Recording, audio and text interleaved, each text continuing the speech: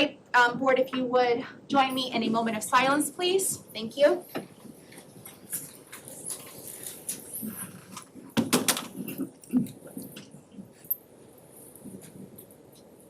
Our Father, who art in heaven, hallowed be thy name. Thy kingdom come, thy will be done, on earth as it is in heaven. Give us this day our daily bread, and forgive us our trespasses. We forgive those who trespass against us, and lead us not into temptation, but deliver us from evil. For thine is the kingdom, and the power, and the glory, forever. Amen. Now it's time for a pledge of allegiance. I pledge allegiance to the flag of the United States of America and to the republic for which it stands, one nation, under God, indivisible, and liberty and justice for all.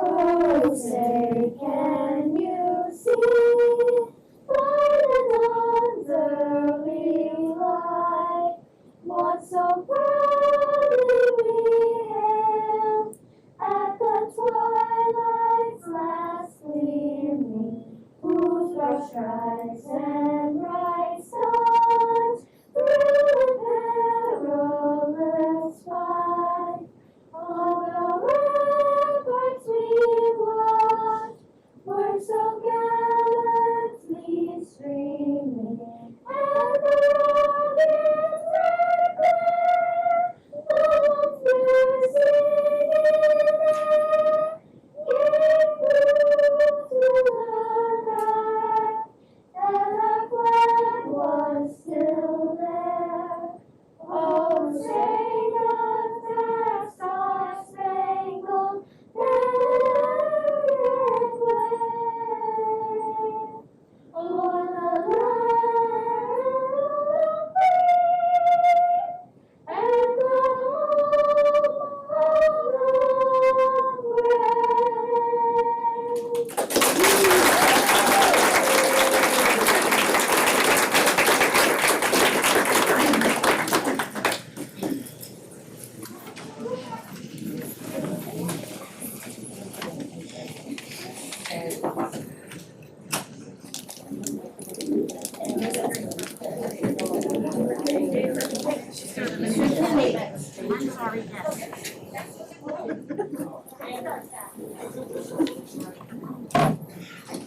The School District of Osceola County's mission statement is inspiring all learners to reach their highest potential as responsible, productive citizens. Thank you. Good evening, my name is Dr. Rafaela Peñalosa and I'm here to provide interpretation services. Buenas noches, mi nombre es Dr. Rafaela Peñalosa y estoy aquí para proveer servicios de interpretación. Thank you. Board, now's the time when we focus our meeting on positive comments. I'm going to go ahead and start with Dr. Pace today. Super excited to welcome everybody back for second semester. It has certainly been challenging with the Omicron variant alive and well in our community. I'll be sharing some data with you all in just a few minutes, but wanted to say a huge thank you and hats off to all of the teachers and staff members and principals and school and district leaders who have been remembering their why so that we could figure out the how to truly make it work for kids in the community. Mr. Bass? Yeah, thank you. Well, I want to echo what Dr. Pace says. As always, I want to thank, first of all, I want to thank all of you for coming to our first meeting of 2022. And thanks for all of our district staff, teachers, and bus drivers and paras. I think you had a very well needed and deserved break, and welcome back. I want to thank Georgia and Alabama for keeping me up late last night. For all of you Alabama fans, I'm sorry. Georgia, I think congratulations. I'll be real quick. Just before Christmas break, I received a phone call and a video from a concerned parent or grandparent. I think it was grandparent. Harmony Middle School.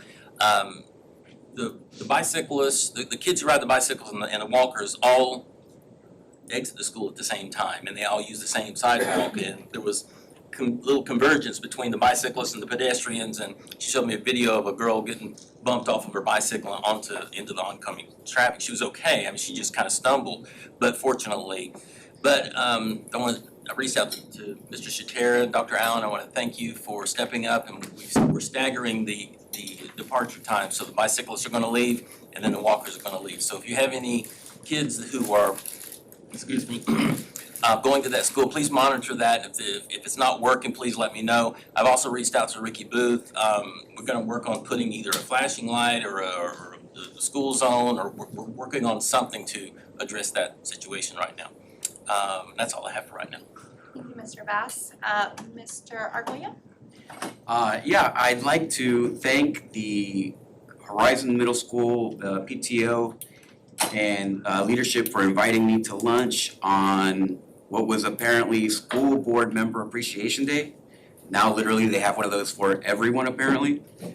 So that was very nice. I appreciated the discussion. It was really a good time. I think that it was maybe scheduled for X amount of time. We ended up spending like an hour and a half, almost 2 hours, maybe a little bit more chatting. So that was a lot of fun. I appreciate it. Also at Horizon, the agriculture program was extremely successful. At a recent event, they took first place in the opening and closing ceremony for public speaking, beating schools in Orange County, not just other schools in Osceola. So congratulations to them in that program. Tara, you're an awesome teacher. I met you, I think it was the first tour after being elected. I went to Horizon and I spoke with that teacher, the ag teacher at Horizon, and she was an amazing teacher. I could tell that right away, and here she is paying dividends to our community already. And I would like to, a usual suspect, Mr. Inwood. Mr. Inwood, who is a teacher at Poinciana High School, is donating about $15,000 of sanitization product to help reduce the personal expense of our teaching professionals. He already did it a couple months ago with lights and so on, and now he's doing it again. And I'm extremely grateful to him and for his service to our community in District 3. And also, he secured a sponsorship for the entire cost of all the materials of instruction for his program. So obviously, there's a lot of people doing a lot of great work, and I'd like to send out a shout out to Lowe's, who he works with to do good things, outfit his entire classroom with extremely expensive tooling. They've done an awesome job. They have basically given our students at Poinciana High School the opportunity to work on professional level equipment. And so Lowe's, I appreciate you very much for helping at this school. However, Dr. Pace, he is having some trouble ordering materials from Lowe's. I don't know what the holdup is on that. I know that they were extended a contract, but obviously they deserve our reciprocation. So thank you to all of them, and thank you, of course, to all the teachers and staff who make all the positive things happen on a daily basis. And to our students and families of the community who are being very patient with all the difficulties going on in our district. Thank you. Thank you. Mr. Melendez, did you have any comments? Well, I just want to welcome everyone back. Can you hear me? Thank you. Yeah. I think he's all set. No, he was asking if anybody could hear him. I didn't. We can hear you, Mr. Melendez. No, I just want to welcome everyone back. It's been a brand new school year. Just want to make sure that everybody gets back on track. As the new school year starts, hopefully everyone's refreshed and recharged and have a renewed sense of energy. And I just want to be able to be a board member that supports our teachers and our staff inside the classroom to make sure that they have everything to be successful this year. So, thank you. Thank you, well said. And I just want to thank our students who have been contacting me publicly to share some of their concerns, as well as some really great solutions that they have in mind. So I'm always open to talking to students specifically. I think it helps me focus on the work that I do. And just want you to know that I am listening, and I'm excited to partner with you and our stakeholders in your service. And board, I also wanted to thank you specifically and Dr. Pace for taking time on Thursday to prioritize our master board training. I think that it's important that we do this work, and I'm excited to work alongside with you in the next couple of days. So with that, Dr. Pace, do we have a fine arts moment today?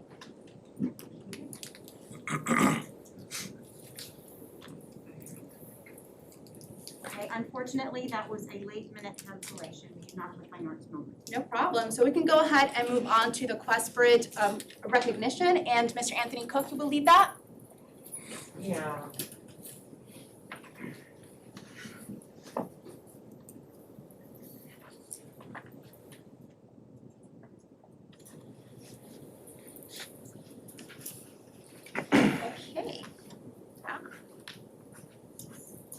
This was an initiative by the board a few years ago.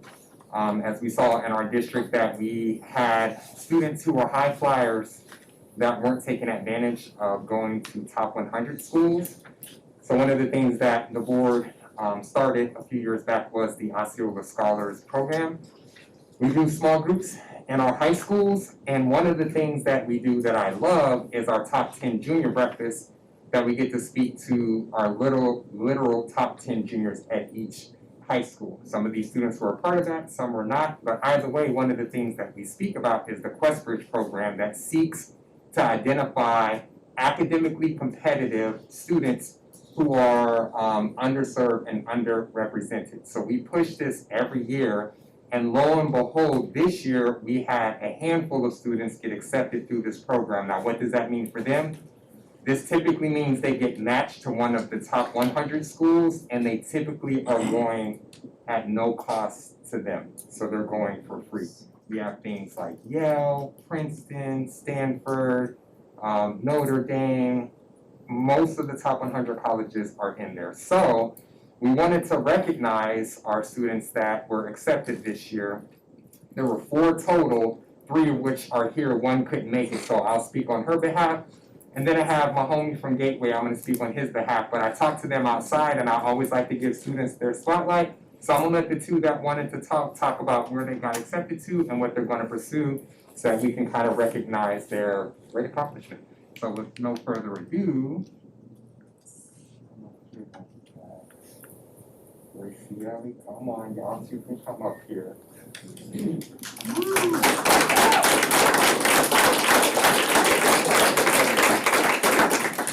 Hello, everybody. My name is Anessa Matar, and I attend Celebration High School. I'm in the IB program, and I'd like to thank everybody at the district, all the teachers, staff members, for making it possible for, I've been in this district since kindergarten, so I want to thank you guys for making it possible and allowing me to get a good education for me to pursue my post-secondary career. So thank you very much. Where'd you get accepted to? And I got accepted to the University of Notre Dame. I'll be studying physics and medicine. Yes. Thank you. Hi, I'm Graciela Peru. I'm a Dominican student from Liberty High School. Yeah! I'm matched with Stanford through the Questbridge National College match, and I plan to be attending this coming fall as an environmental engineer major.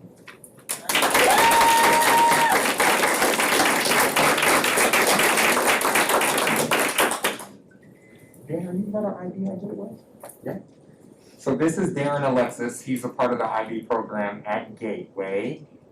He was matched to Princeton University, and he will be going there to study computer science. And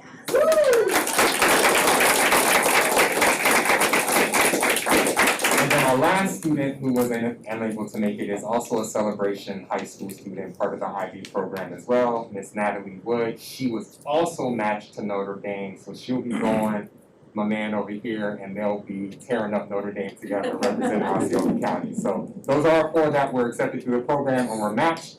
Mrs. Castillo is going to hand them their certificates and maybe get a photo off, because I see Dana creeping up behind me. I think that's the thing.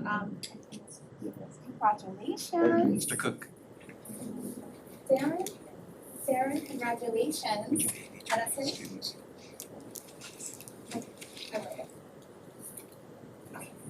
Thank you so much. Congratulations. This is so exciting.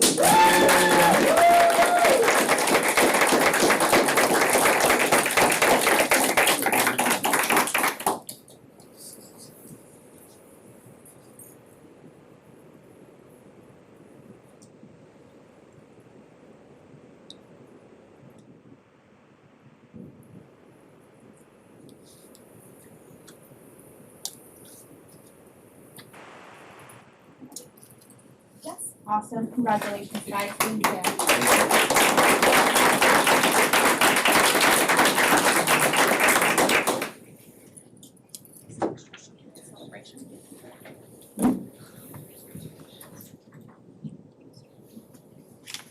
And in case there was any question about why we do what we do, that is why. So thank you for keeping us focused. Mr. Cook, I think you're up again.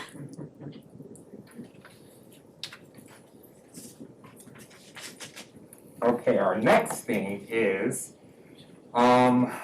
February is nationally designated as a time to recognize and celebrate the contributions of African Americans to our nation's culture and history. Henceforth, I am wearing traditional African garb to do the very thing. So Black Heritage Month is observed each year during the month of February, and today as a district, we would like to recognize the significance of this month through a proclamation.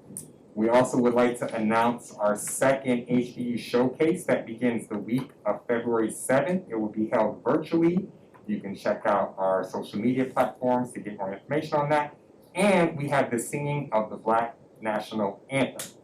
So to present the proclamation, I would like to introduce Chalissa Budhai. She's Trinidadian and Guyanese, and Leilani Morgan, who's African American and Asian, who will be representing Harmony High School in the reading of our proclamation.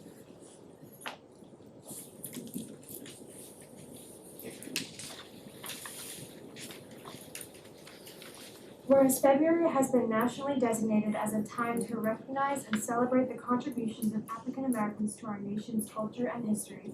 Whereas it is important to understand the different origins, culture, and heritage of all Americans. Whereas it is appropriate that all citizens reflect upon, cherish, and sustain the contributions that Black individuals, both past and present, have made to our nation. Maya Angelou, Louis Gossett Jr., Rosa Parks, Thurgood Marshall, and many more. Whereas such creative individuals have given a very best so that they may be sustained and inspired during hard times and encouraged to celebrate and rejoice during happy times. Now therefore, be it resolved that the school district of Osceola County, Florida, does hereby proclaim February as Black Heritage Month. So moved. Second. I for myself, a second by Mr. Bass. Board? Aye. Okay, any opposed? Did you say aye? I mean, I didn't know you were calling for a vote. Yeah, we have to. It's a proclamation. Okay, thank you. All right, team.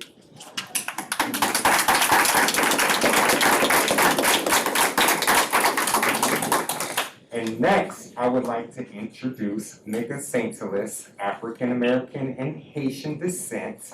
She is here with her choir director, Nick Centrone from Poinciana High School, who will be singing the Black National Anthem.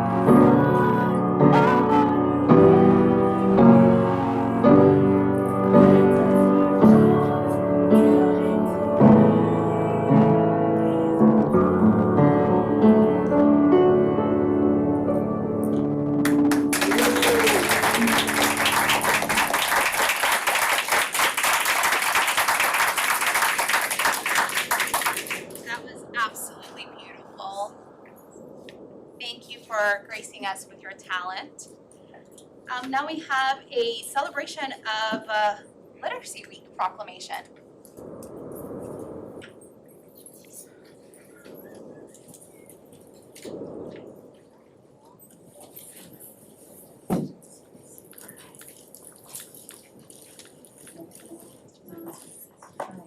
Before we begin, Chairperson Castillo, Dr. Pace, may I approach to give you guys the Celebrate Literacy flyer?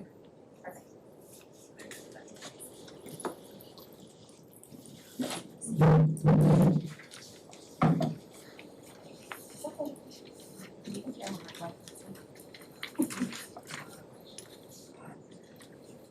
Right, whereas the school district of Osceola County, Florida has the goal of guiding every student in the pre-K-12 system to read at or above grade level and making literacy the priority of every citizen in Osceola County. And whereas the change in the literacy culture of our schools will enable students to be successful in the 21st century from pre-kindergarten to post-secondary by raising expectations of teachers and students alike. And whereas involvement in literacy programs and projects is increased through the school and community awareness of such programs. Whereas promoting the enjoyment of reading for all ages, children and adults, increases literacy rates. And whereas parents, families, neighbors, and mentors play a crucial role in helping children become successful, independent readers. Now, therefore, be it resolved that the school board of Osceola County hereby declare the week of January 24th through January 28th celebrate Literacy Week Florida. This 11th day of January 2022. Thank you. So moved, thank you. Second.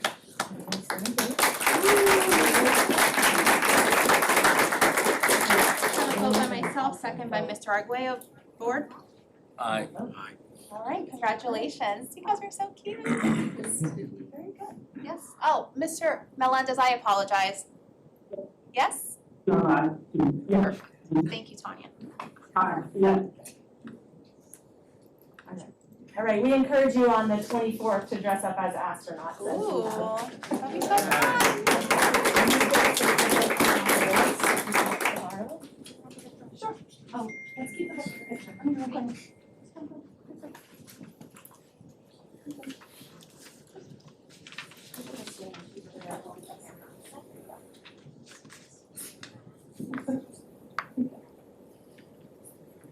Look happy.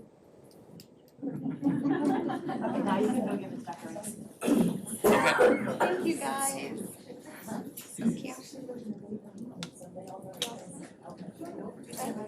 Dr. Pace?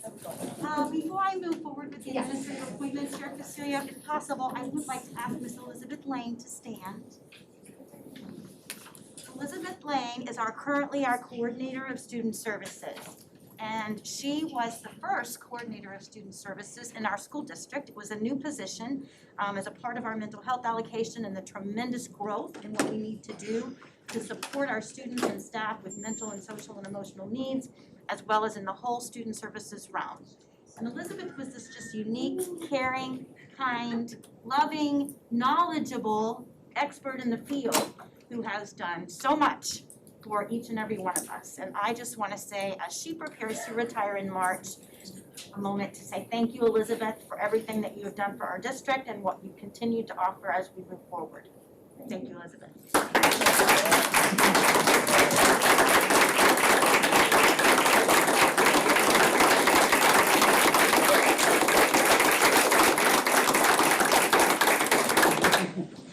So, as you can imagine, to be able to follow in that particular role takes a very unique person, and we believe we found that. Unfortunately, she's unable to be with us tonight, But I am recommending board Ms. Diane Jones to be our new coordinator of student services. We'll try to get her on board within the next few weeks so that she will have a little bit of time with Elizabeth learning the role here in Osceola County.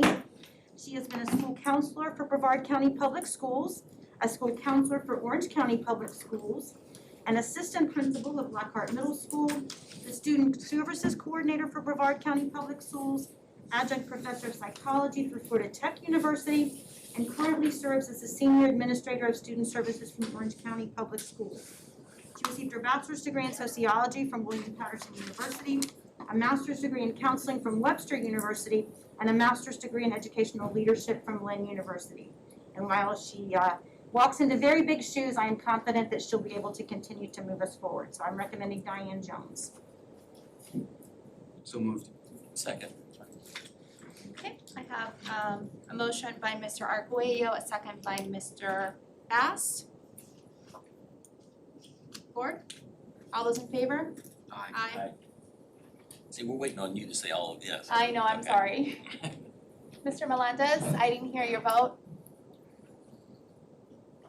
Okay, we have a majority, so, I just have to have it for the. okay, I don't know where he is. Can't hear him? Madam Chair, Yes, I have a point of privilege. yes, thank you. It's just for the record, want to say, in all my years, Ms. Lane, I have never worked or observed anyone in education so dedicated to the welfare of families and students as I had the privilege of working with you on the truancy cases. And thank you, you're remarkable. Mr. Melendez, one more time, can you hear us? Yes, I can hear you. Yeah, I vote just in case, just for the record. Okay, thank you. Yes, we do need it for the record. Thank you so much. All right, motion passes 5-0. 4-0. 4-0. Terrence. I know.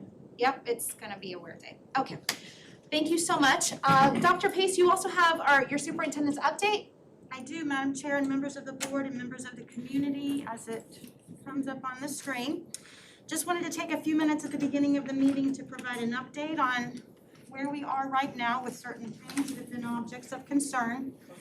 First of all, in terms of a COVID update, as I shared with you, it has been significantly challenging over the last week and a half to return, but our teachers and staff and administrators continue to rally to the cause. Based on the data that was reported to us last week, we had 1,881 students quarantined, 151 students opting out of quarantine, 57 who were undecided, 784 students reported positive COVID experiences. We had 291 quarantined school personnel, 3 who opted out, and 243 positive school personnel. This doesn't include charters or department numbers, just simply those reported in our district-managed schools. Dr. Pace, out of what population? Out of what's the? The number changes every day, but it's in the 50, I'll get to some percentages for you, if that helps, okay? Because Mr. Thorne actually pulls the data based on the number of students who've come in and withdrawn as of that particular day, when we're looking at these numbers. We did have a very high absentee problem last Monday on January the 3rd. I think a lot of students expected it to be a teacher workday or just simply didn't realize that the buses were gonna start rolling. So while that was significant on Monday, it did get much better throughout the week, so that as of Friday, we were at 4% of our students reported absent. Did have a high number of students reported quarantine present as of last week, 3121 as of last Friday, which represents 5.53% of the district school student population on that day. We've had 2,808 employees have used COVID leave, and this was as of last Friday afternoon since March of 2020, when COVID leave was first enacted. As of this week, yesterday, we were down to 779 quarantine present. Because of the new quarantine rules, we are seeing people come back. But as of today, then that number was 1,568, which represents almost 3% of the current student enrollment, 2.8%. And as of staff, in terms of attendance, we had 383 teachers call into the ASOP subsystem last Friday. That number was down to 353 on Monday and 306 on Tuesday.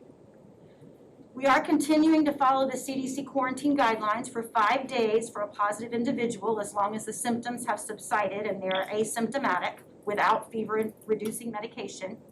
However, the individual, according to CDC, is strongly encouraged to wear a mask for an additional 5 days. We do want to remind all of our schools and departments to continue to do their contact tracing and make sure that you're reporting those numbers to Mr. Phelps so that we can accurately share that information with our community and also make good decisions about where we go next in terms of coverage and those types of things.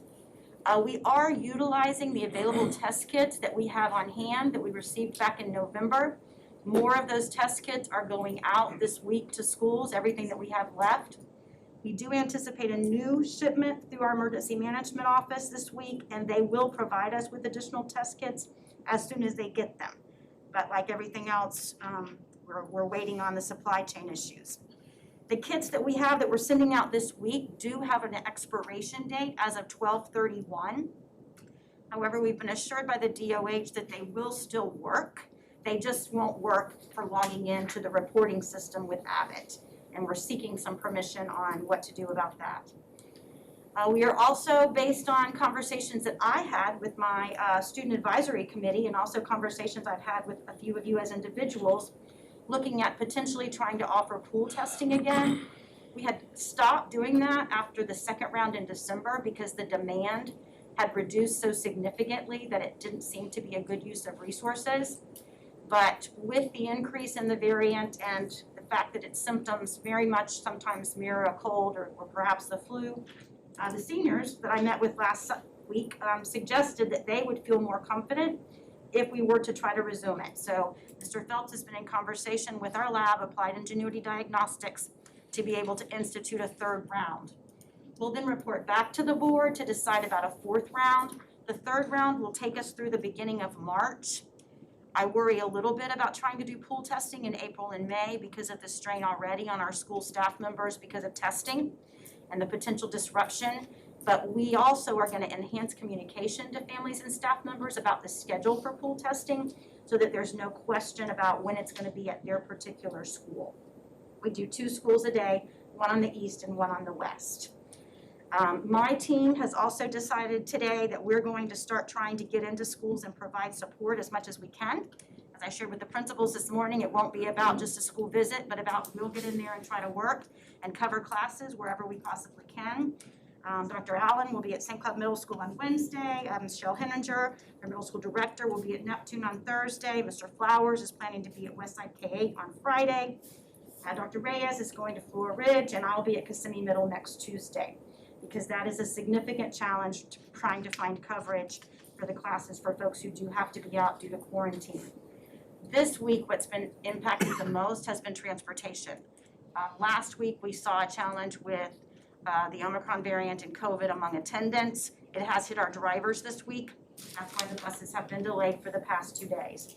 I'm doing everything that we can, again, to make sure the bus will come to every stop, but it has been late and we're working through that as best we can. I did want to provide an update about the Curriculum Review Committee. Dr. Pace, would you mind just entertaining questions about the previous slides before we move on to the next topic? Whatever you want. Thank you. Does anybody have any questions about the COVID update? I have some, but I wanted to make sure. No, ma'am. Yeah, I do, but go ahead first. Okay, thank you. The first question I have is just with regards to the opting out number. What does that mean specifically? I know quarantining are students that are quarantine present, meaning that they're taking courses via online. What is opting out? Remember that both adults and students who have potentially been exposed directly to COVID, but who have no symptoms, cannot be required to quarantine anymore. I understand. So we give them the choice of monitoring for symptoms and staying in school or in the workplace or quarantining. Thank you. With regards to the pool testing, how were we communicating to the community, family members, caretakers, when the pool testing was going to be done prior to now? In the past, we had left it up to individual schools to alert their families and staff members that pool testing was coming to their specific area. the following week or the following day and to send the forms home. We believe that we can have a better impact if we use district level communication to get that out to the families and staff members of those particular schools. So we're gonna kind of take that burden off of the schools, make sure that we get the messaging out at least a week ahead of time, so that parents and family members and staff members who do wanna opt in know, because parents have to send in a form saying that they want their children to be a part of the pool testing process.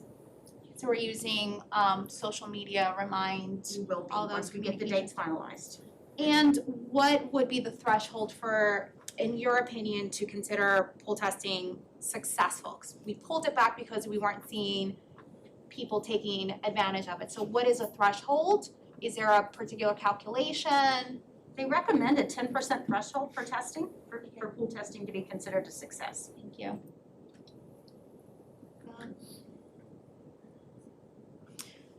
With regards to the transportation challenge that we are having continuously, I know that a few months back we approved a private company to be our partner in helping to manage the transportation situation. How is that working out? Do we have any numbers to see whether or not that partnership has been successful? They are picking up a number of runs each day. They don't do an entire route, so they will pick up a couple of, like, they can do a morning and a first tier and a second tier route, but they typically can't do third tier or vice versa. I can get the specific numbers. I don't know offhand how many routes they're picking up now, but it has been successful in alleviating our stress. We also have seen stronger retention of our drivers and attendants since Christmas break. We haven't had anybody resign or retire, which is always a good sign. Yeah. We had 4 new drivers start last week, and we have a class with 4 drivers in it starting this week. So we're starting to see some payoff for some of the recruitment efforts that we continue to put out there. But this week, it's been primarily COVID that has impacted their capacity to be able to provide services to kids. How are we determining what routes that private company is picking up? You may have gone over this and I just don't remember what's their schedule. We are giving them routes that would be the routes that a driver doesn't choose on the bid, because otherwise we would be violating the bid process. Got it. Trying to give our people getting the longest amount of money they could make, so. Okay, so whatever. Okay, so if I may ask, and I don't wanna spend the entirety of the meeting on this, but this is I'm very passionate about this because it's one of our biggest challenges. What about when there are those extensive, on Monday, I don't know which day was it, we all probably got the emails that there weren't buses coming in and whatnot. Is that private company able to pick up the routes for the drivers that are absent? No, because they were already on the They've routes already- that they had assigned. The reason they can't do a whole run for us is they actually provide service to the local charter schools. So they're booked once we give them the other route. Okay. And they may be picking up a stop here or there, but I would just have to have Arby to verify that. Okay. The team is also continuing to look at would 5 minutes, 10 minutes, 15 minutes in our third tier bus schedules make a difference in terms of making sure kids are in school on time and picked up on time. And we'll bring forward some recommendations just as soon as they're able to finalize those. Yeah, I think just hearing from the community, the biggest challenge is that obviously you have students that are riding the bus probably because they're working parents, right? And so there is no alternative for them to get to school. I think that one of the things that I'd like to see, and this is me as an individual, but I would assume that the board may agree perhaps, is really, we have to target this in little chunks. The issue is too big, but one of the biggest pain points is making sure that those routes are covered when someone's not there. So I don't know what the solution is. I don't know if it's maybe contracting with another company to pick up those routes when somebody is absent instead of going through the bid process. I don't know what that is, but that is the biggest pain point of the community. You have working parents who are coming into work late or not being able to go to work or having to go on, social media to find somebody to take their kids to school. I understand this is a really, really tough issue, so, this is just me giving suggestions based on the community input that I'm getting. We have a problem, and I at the very least, that chunk right there might be something that we can tackle. at the moment, so. They are using every available body. Yep. To cover these routes. Yes. And unfortunately, there isn't another company, Okay, okay, just There's because an of RFP the legal and we have- requirements. I understand. So maybe I just need to be a little bit more educated on what that process is, and we don't need to do this right now. Maybe I can talk offline with you Sure. about that. Thank you. Mr. Arguello? I'll work backwards from I'll start with transportation, because that's the subject that we're on. I agree, transportation is a gigantic issue. Obviously, there's tons of people emailing, calling, texting that their kids has not been picked up, they didn't get notification, the notification they received was incorrect. They're spending hours on a bus at a time. They are getting home far beyond where they would be expected. They're spending, they will be dropped off by their parents at a bus stop and then be left there and no one will come and get them, so children are left on the curb, literally. So here's the thing. We kind of began this discussion previously. Arby came in here, he also delivered a presentation. I understand that this is already all hands are on deck, right? We need to move beyond that. I think that it's beyond we've gone past the situation where we could just ask people to work harder or do more with what we have. That's not gonna change. So either we are resigned and tell the community nothing is going to change, things will continue like this for the rest of the year until they don't, or we have to start coming up with solutions that are completely different and beginning the process from scratch. I mentioned the autonomous vehicles. Obviously, I didn't mean go buy an autonomous vehicle right now. You know, what I was saying is we need to start from scratch to resolve a problem which is 50 years old, right? We are operating under an obsolete circumstance, and the opportunity that we have, especially with all this federal money coming in, is to revamp the system and be creative. And I think that we are failing to do that. Not because of anybody's fault, but because institutions like this love to fall into a rut and stay there until they're forced out. Well, we're being forced out now. So maybe we, even if we are, and again, I don't mean implement this idea right now, I'm just stating the fact that we need to be creative. Call Uber, get a contract, and I know that there's tons of people driving Uber right now that would be happy to get in their cars and do it. We may be paying more, right? There's liabilities involved, but the fact is we need to start transporting these kids. It is our legal obligation to do so, right? Right. If they live within a mile or 2 miles of school, it is our legal obligation to do it if they request busing, right? Yeah, we have one problem, and it's not. I know that there's legal issues, just like an No, it's not autonomous bus legal. shouldn't be yellow, It's not, right? it's not an issue of the staff and board wanting to be innovative. It's the state of Florida Department, Education's Transportation Department, and law going, you can't do this, you can't do this, you can't do this.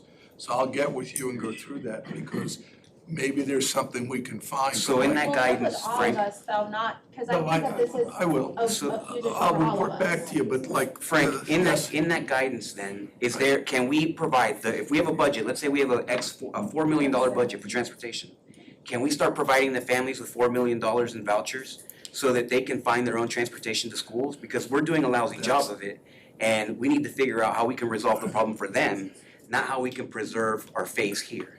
I will review that specific approach. One of the things I think we need to look at you all as a board is, what do we want the state of Florida to do to help us solve this? Not meaning give us anything, but relieve us of things. But also, I'm curious to know, and Dr. Pace, you're probably better equipped to speak on this, again, not right now, but I'm curious to know what other boards are doing. This is not a unique issue to Osceola County, and I think that we might want to see how other school districts have handled this successfully, obviously not the ones that are not handling it successfully, but what are they doing in order to think outside the box and, relieve this huge issue? There are two pain points that we're continuing to research. Number one, we provide transportation, courtesy transportation, for a number of students who aren't really eligible for transportation to those particular schools. It started as a way to mitigate unsafe walking hazards for elementary school children.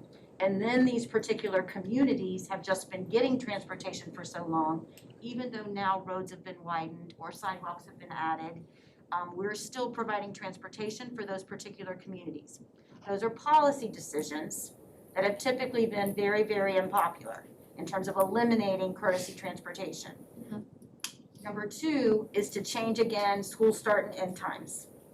What Pasco County recently did was to add a fourth tier to their schools, so that you would have some schools starting at 7:20, some schools starting at 8:20, some schools starting at 9:20, and some schools more than likely starting at 10. That becomes a significant challenge for families, but more importantly for staff members, particularly if they have their own kids that might go to school at a different school that has a different start or end time. So those are the types of hard decisions that we're continuing to look at, bringing back to the board or bringing back to the community to discuss and decide, what are we gonna do from here? I have again asked Mr. Creech to continue to gather data and look at, could we shift school start and end times by 5 minutes, 10 minutes, 15 minutes, particularly in our last tier, to help mitigate some of it? That I think we could do pretty painlessly or reasonably painlessly, but when you start changing schools 45 minutes to an hour, that makes a big difference. The other piece is you spread the tiers out. So instead of 7:20 for high schools, you start at 7. Then you have more time between routes if we don't start elementary until 8:30. But then that means you're pushing all of the third tier or middle schools and K-8s to 10 o'clock. So those are the types of things. Now, I know that's not the innovative thinking that Mr. Arguello is referencing. We're certainly going to continue to explore that. If there are other suggestions that you have besides Uber that fit within the lines of the statute, if there are statutory changes you want us to advocate for, we're happy to do that. The biggest issue right now that's coming up in statute, potential changes legislation, is that they want to potentially reduce the 2-mile radius to 1 mile. It would greatly increase the number of students eligible for transportation and the cost without providing any additional extra funds. That we need to be sure that we're advocating against. Thank you. Mr. Boss? Yeah, it's nice, there's really no good solution. But Pete, I've got a question for you. My idea is not a solution, but maybe just ammunition. So when a child is late to school, they have because of transportation, it's an excused not absence, but it's an excused tardiness. But the thing is, they're not sitting in the seats and they're not learning. Is there any way that the teachers can, when a child comes in late because of transportation, and when they're taking attendance, can they earmark that child as being late due to transportation, just so we could keep a running tally, to have that ammunition to, maybe we could go to the state and say, listen, we've got, 10,000 of our kids are late to school because of transportation. I don't know if it'd help us, but. We'd have to create a code in the focus attendance book to allow them to mark that as that type of situation. Is that doable though? Is that something? And it would just give us another arrow in our quiver, I guess. Because right now, everyone's marked as present until they're not, so. Right. And to Mr. Baxter's point, the state doesn't really know the extent of the damage that's being done right now. And so I agree with that 1,000%, that we have to be able to provide that report and push it up to them, because, as Mr. Arguello was saying, well, maybe we can change the guidelines for the state. Well, if the state wanted to give waivers to the guideline, if they don't even know that there's a problem, even though they're probably living under a rock, because if they're elected official, they should know that there's bus issues happening everywhere. But it does help to have empirical data showing that, hey, 10% of our bus drivers, 20%, 40% of our bus drivers are arriving 3 hours later every day to school or coming after that. So to give it some flexibility. And another suggestion that I would have is we use campus monitors for the campus itself. And sometimes we hire additional staff to be able to provide security or do things around the physical campus itself.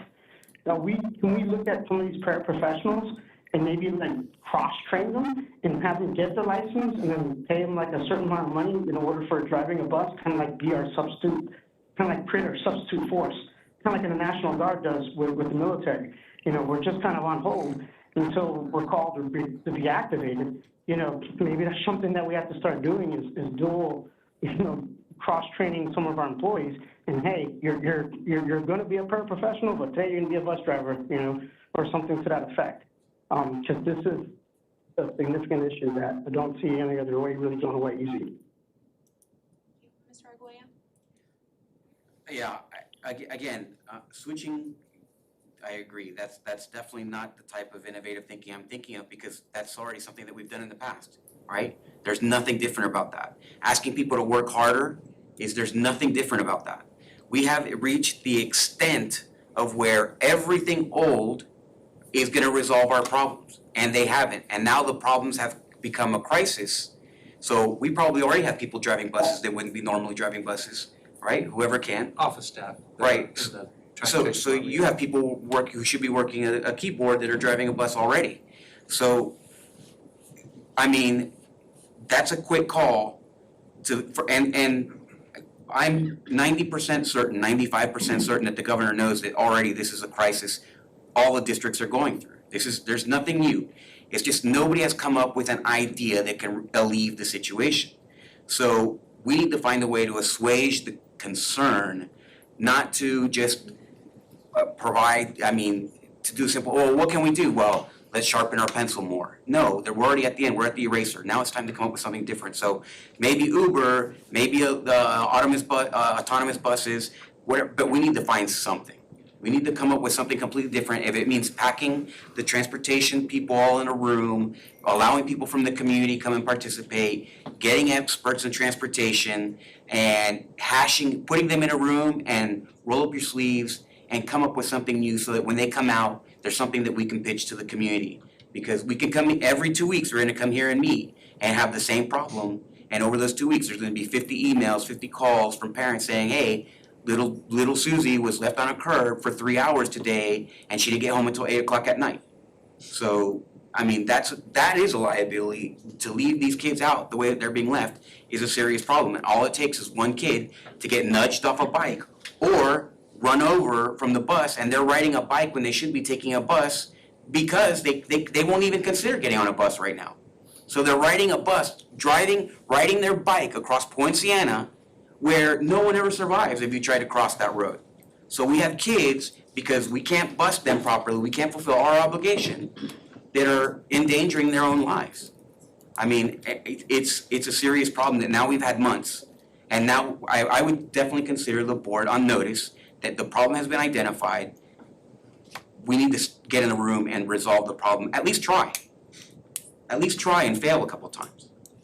And moving on from transportation, if I may, I wanted to talk about quarantine. So for the employees, we still have 10 days of quarantine, which is what they were given, right? The 10 days of leave, that's still happening. So now that the quarantine is 5 days according to CDC, they can use those 10 days as their illness fits to their benefit. So now the quarantine is 5 days. So if a teacher gets positive, they have 5 days, they've used that leave, that 10-day leave, but they come back in 5 days, if they get sick again, they'll still have access to those 5 more days, right, of leave? Up to 10 days of COVID leave.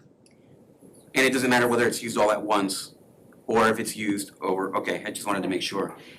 But if they used 10 days of COVID leave a year and a half ago, they're not eligible for COVID leave again. It was a one-time use, is the way the board's policy has been. But many employees did use it more than once. So More than 10 days. I would double check. I think that's not the case. I think that there were employees that have used it more than once, 10 days. But neither here nor there. The next issue, was in terms of this pool testing, how much is pool testing costing the district? Mr. Phelps, do you have that number? I don't have the number. Is it like $100 grand? Is it $1 million? It's pretty significant as far as the testing itself runs between $45,000 and $50,000 a month.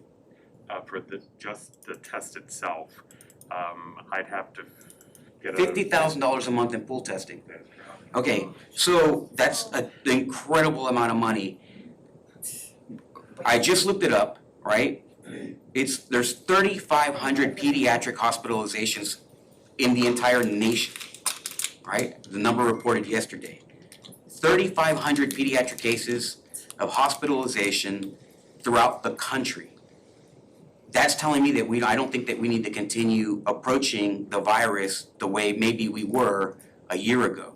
So here's the thing, if we're gonna waste money, I mean, I'd rather give a bus driver 50 grand to get our kids to school safely instead of paying for pool testing. I don't know how many seniors you spoke to, but in the end, maybe that's not a decision that our high school seniors should be participating in as opposed to something else, because that's an actual serious cost, and they don't think that they have an idea of what it means, right? But they would all love to take 5 days off of school. Well, certainly I'll entertain the will of the board. If you don't want us to pursue pool testing, we will not. Well, we're not just testing I'm students. not asking for a vote. Yeah, we're not just testing students when it comes to the COVID testing rate, correct? It was a service that we were making available to staff members Right. and to students and families. So the challenge for me has always been in this last wave of COVID. I mean, we had different issues before that. It's that there's just no testing available. I think when you and I had a conversation about it, there was no retail tests in any of the pharmacies around. There was long lines in all of the facilities in town for people to get tested. And therefore, I was one of the ones who had that conversation with you. It's not just about the students, it's about providing that service to our staff as well, because there's just no testing available. Now, if we're going to provide tests in another capacity, then I might be open to that, but I do think that we owe it to our staff to make sure that they're safe. It's Madam not Chair, if I just can about the continue. students.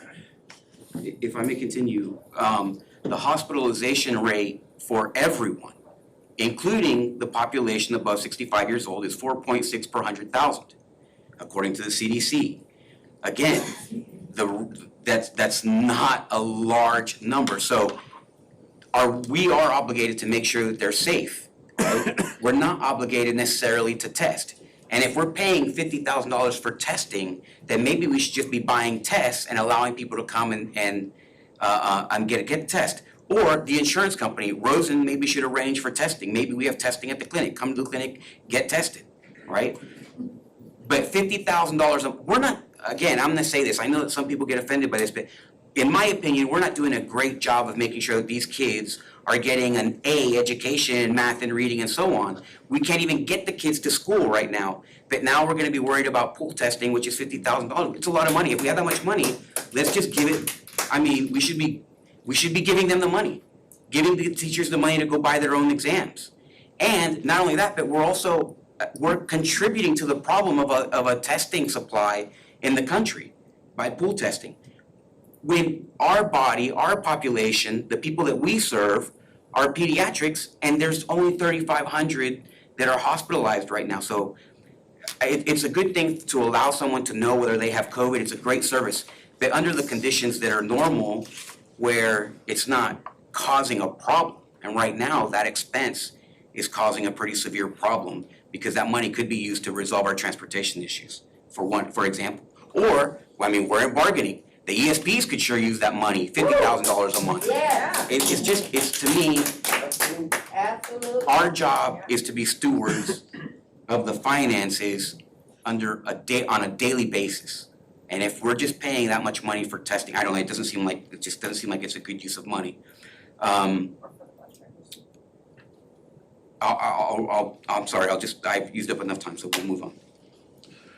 Dr. Pace, if there is any way that you can provide a service where people get the testing in their hands, whatever that means, it doesn't matter what it means. The point isn't pool testing, the point is, do people who want to get tested have accessibility? That's really where I was going with that conversation. Not sure what the rest of the board feels, but it's however we can provide that to our staff and our students. Did you have a question? No? Thank you. We do have a referral process for symptomatic staff through the lab in Lake Nona and our Center for Employee Health. The The Center for Employee Health does not conduct the testing, but they refer to the testing and they monitor the results and report back to the employee. And as of next week, at-home tests are gonna be paid for through insurance. And Ventegra, our pharmacy benefits manager, is already working with the team to identify preferred pharmacies where the cost for the district would not be significant, but they would be available to employees at no cost to them. So those services are gonna be enhanced next week. Okay, did wanna give the community and the board an update on the curriculum review committee. I did receive names from each of the board members for membership. Those names are listed on this particular sheet. In my communication to the board via email, I did have the names mixed up for Mr. Aguayo's nominees, but this is correct. According to what you submitted, you can review it for your names. And we are scheduling the first meeting on January the 18th from 5:30 to 6:30 in the boardroom.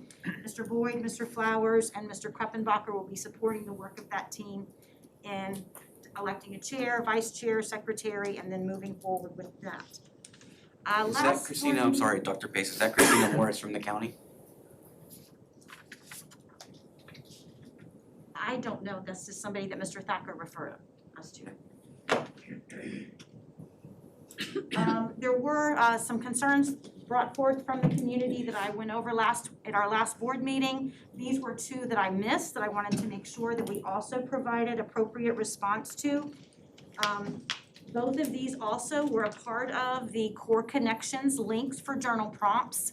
They were not required for teachers to use, but they were options. The intent is to teach students to elaborate and give personal examples related to the social studies theme in Unit 3, Government and Citizenship in 5th grade. However, I did want to let the board know that the Civil War Journal prompt, number 2 on slide 10, was removed by Core Connections after we raised concerns about whether or not it was appropriate based on the changes in legislation this summer around critical race theory. I did want to also just quickly go through our Media Center book selection procedure because I know that that has also been a concern. All of our library media specialists each year evaluate and analyze their collection using the TitleWise tool, which is in the Destiny Follett Library Management System. They must create and submit a plan that includes the purpose statement, the target audience, their budget, how the books are chosen, from what collection analysis, what professional journals and resources have been used, how they conduct weeding or remove books that may be outdated in their particular media centers. They also then submit that policy to the principal, then to MITD before funds are released to practice them. And I just wanted to remind the community again, this is active on our website. If there's a particular piece of curriculum materials or concern that the community has, they can submit their response or their concern online and it will be reviewed by staff and the committee. We also, I know I've gone over this before, but we do have a formal book protest policy that I wanted to make sure that the community is aware of. Again, those procedures are online on the district website. The other piece that people have sometimes asked is how are we spending our CARES, ESSER, and American Recovery Plan dollars so far? This has been a part of our budget proposal and discussion since last April. I just kind of wanted to let you know where we are. So far in ESSER grant funds, there were 15,000 in CARES 1, 61,000 basically roughly in ESSER 2, 136 million, I'm sorry, not thousand, million in American Recovery, American Recovery Plan dollars that have just been approved and started to be released. We do share those in proportionate share with charters, and the CARES dollars were also shared with private schools. For CARES Act 1, a big purchase was technology, software and curriculum support, add computer techs to start to support our one-to-one implementation. PPE was still a significant expense last spring. The indirect costs that go along with managing the grant, professional development for teachers, and then grant support. For ESSER 2, major purchase was our one-to-one implementation of technology and curriculum support to go along with that. Remediation for students, that's before, after school, Saturday camps. The COVID medical expenses are about $2.3 million at this stage of the game. The value of the COVID leave as of December the 31st was $2.3 million, or roughly that. Again, some additional expenditures from PPE, that's no longer masks and gloves, but primarily the cleaning supplies that we're having in our classrooms, and also the PPE for our nurses in our school clinics. Last summer, we spent almost $800,000 on a summer bridge program. Indirect costs, $619,000. The outside tutoring contract is $600,000. Professional development to support teachers, $453,000. Grant support, $400,000. The COVID testing was a total at that time of $135,000. And then extra time for PLC, we're up to about $53,000 that's been contracted and paid out to teachers for extra hour with their PLCs each week. And then for the American Recovery Plan, ESSER 3, the big expenditure that was planned was the ELA curriculum adoption. We'll be also supporting the math adoption for the 22-23 school year. The technology support, that's our additional green shirts and technicians to support effective use of the one-to-one device. It's $2.4 million. Supporting our instructional mentoring program, a little over $600,000. An additional almost $600,000 in COVID medical expenses, $452,000 on technology, and then curriculum for professional development support, about $25,000. I also wanted to share with the board and the community, we did get our graduation rates last week from the state. Our graduation rate did drop by about a point from 90.7 to 89.7, or rounds up to 90%. This is graduation rate, by school. As you could see, we had a little bit more challenge at Florida Cyber, one of our charter schools, Gateway, and Zenith. Dr. Evans has convened a graduation task force to make sure that we're providing additional support and monitoring this particular data carefully. It's been super, super important for our students who are digital learners to make sure they're on track. And this year, there is no indication that any of the testing requirements for graduation will be waived. So we want to make sure our current seniors who've not yet achieved a passing score on the FSA ELA exam or the Algebra 1 EOC exam get a concordance score on the SAT or the ACT. So we've got strong plans in place this semester to try to work with that. I am pleased to say that we're holding our own in terms of closing the achievement gap with graduation. This shows our data broken down by demographics. Our Black rate is still at 89% this past year. Hispanic rate dropped by 1. Our ELL students dropped by 1%. Students with disabilities, this is our ESE students, continue to struggle the most with making that graduation requirement at 83%. We're working to support that. Our free and reduced lunch, however, was up to 90%, increased by a point. And we can still continue to see a slight gap between our male and our female students. And those are things that we are putting supports in place to try to address and make sure we get this turned back around. And then finally, I did have a couple of focus group meetings last week on Friday. Met with a group of about 25 seniors. We invite 2 from every single high school, including our alternative schools. They were very positive about being back in school with their peers. But I will tell you that they were incredibly stressed about finances and their post-secondary plans. Their biggest worry was, okay, now I'm getting accepted into these colleges and universities, but I'm unsure if my family is truly going to be able to support me going from a financial standpoint.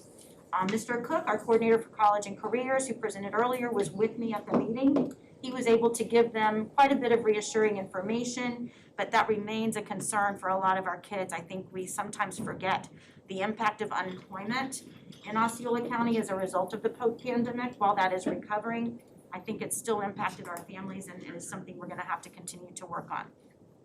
We also have our required lessons on mental and emotional needs of students. That's statutorily required for most of our middle and high schools. Those are covered through a Wellness Wednesday program. And the students felt like there could be some improvements in the quality, the videos and those types of things. So Anthony and Sarah Schumacher are taking that information back to our counselors and mental health team. Also met with a teacher focus group, met with about 25 teachers on Friday afternoon.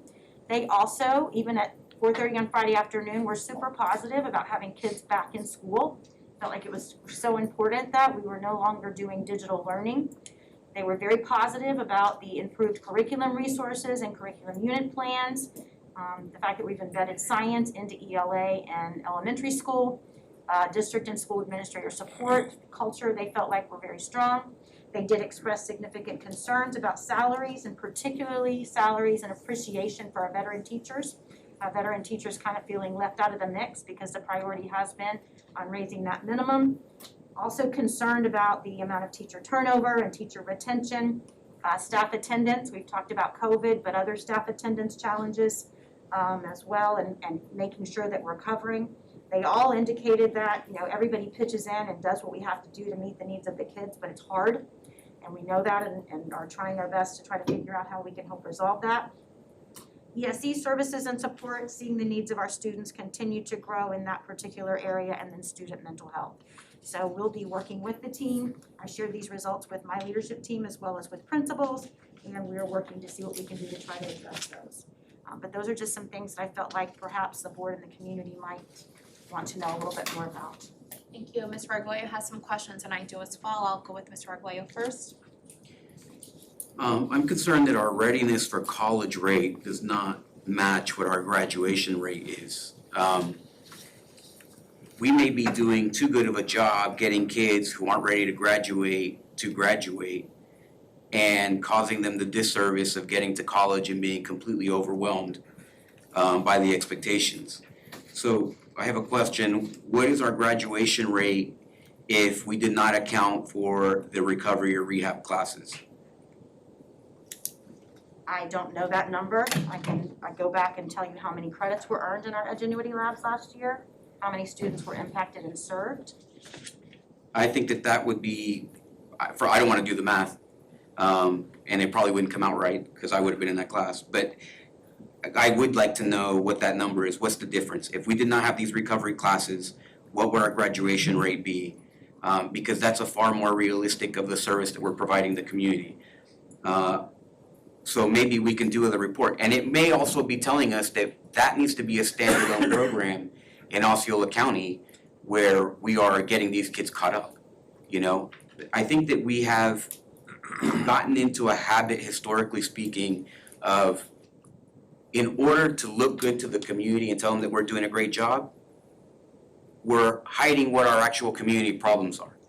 And if our graduation rate is, let's say, 75%, then we need to address the district as if it's a 75% graduation rate school instead of artificially inflating what our graduation rate is so that we can say we did a great job.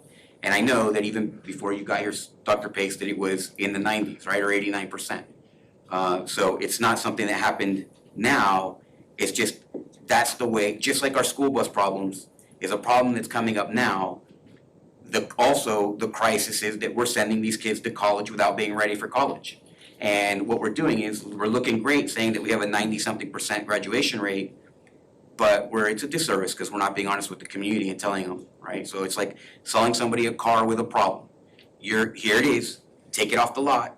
And, you know, I mean, the guarantee that I'll give you is that once you pay for it, it's yours. And that's really shouldn't be what our situation is, especially with all the partnerships that we have with Valencia, with UCF and everyone else. And the studies, we paid $1 million, right, or $500,000 recently on a contract, I think last year, that we are studying the problem. So we should very much know exactly how we're sending these kids into the world. And if we're not sending them into a world where they can perform on day one, then, but we're saying that we are, that's a problem. That's all. Yep. Thank you. Dr. Pace, do you mind going back to the slide with the graduation numbers by demographic? I believe they've taken down the Okay, no worries. I just have a general question then. So I was looking at the numbers and I was trying to see if you had this information, is there a correlation between the students that were specifically doing more digital learning, like by demographic, is there a correlation between the students that were digital versus not digital? Because I know that some of the different demographics dropped. And so I'm trying to see, or I would like to know if that was due to the fact that certain demographics had more access to digital learning, which is probably why their graduation rate dropped. So I think that's important to know, since we are in a completely different year. And then additionally to that, and again, based on the correlation as well, we have quite a number of schools that drop significantly. Like we had a little bit of drop here and there, but there are some specific schools that you called out with the biggest drops. I'm wondering if you had information about what was going on in those schools last year. Was there a lot more digital learning? Was there less access to technology? What are the contributing factors? And the only reason to gather that information is so that we know if this was a one-off issue that was COVID related, or if there's another issue that needs to be addressed in the longer term.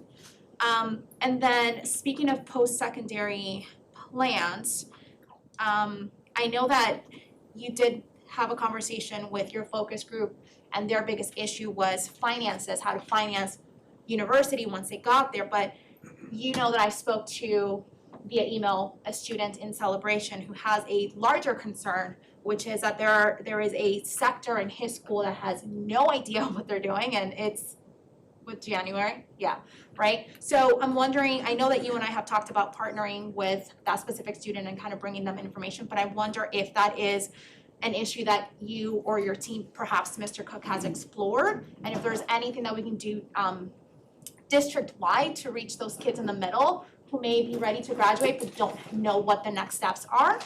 Mr. Cook and Ms. Schumacher are coordinators for counseling, are meeting with both the high school guidance counselors and the high school, college, and career counselors this week to follow up on the specific concerns that the kids raised and also that you have shared with us and brought to our attention to make sure that we're getting information out to these kids.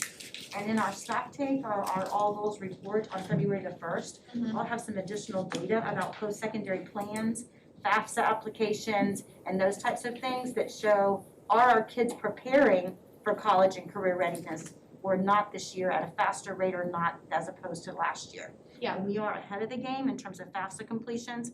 We also were ahead of the game this year in terms of industry certifications earned, which I believe is important because that is something that not only is about college readiness, but about being career ready and career ready into employment that will allow them to earn a living wage as opposed to minimum wage.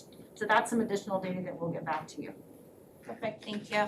Mr. Fox? Yeah, Madam Chair. Since we're gonna be moving obviously into agenda modification, so this, I'm gonna springboard into that.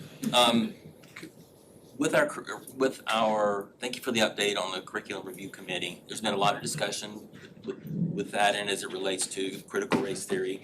And I think we're moving at least a step forward with our review committee and with our link on the website. The only thing that it's lacking is some type of a resolution to sew it all together. So during the winter break, I reached out to our board attorney and to Dr. Pace and said, look, is there any way that you can, I know we had started this at some point in the past, but put together some type of resolution to assure that the students are not exposed to learning that's going to violate any Florida statute or Board of Education rule. So I've got it here, and I would, if the board would be so inclined, I'd like you to review it, and I'd like to at least have it placed on the next agenda. And that will give everyone time to go through it, take a look at it, make any modifications to it. So Julius, I'll have to give you your copy. And then if you wouldn't mind, Mr. Grevenbacher, just give a brief overview. Madam Chairman, Can we do if it's this? all right with you, could I move my critical race theory up to this point? Yeah, so this was part of your comments for later? And then Okay, so I we're moving appreciate on. you doing that because that'll give the audience time to speak about that as well, so. While most people were enjoying the holidays, I was enjoying the effects of the COVID stuff coupled with the aggravation of reading a lot of stuff about critical race theory. First of all, I will tell you, I contacted the U.S. Department of Education and went online, and I will tell you, if you go online and to the U.S. Department of Education and put in critical race theory, my conclusion is they actually embrace it and endorse it. So they were of no guidance or use to my dealing with this issue, other than to help me be more educated, to look and see red flags as to what would fall in parameters. Not hearing back from the Accountability Department. Can everybody hear me okay? Okay. Not hearing back from the Accountability Department at the Florida Department of Education, I wrote a letter to the General Counsel for the Florida Department of Education, enclosing approximately about 60 different pages of material supplied to us by the community, and including parents and some teachers, and specifically asked them to opine from the New Teacher Center to the materials as to whether or not it embraced critical race theory.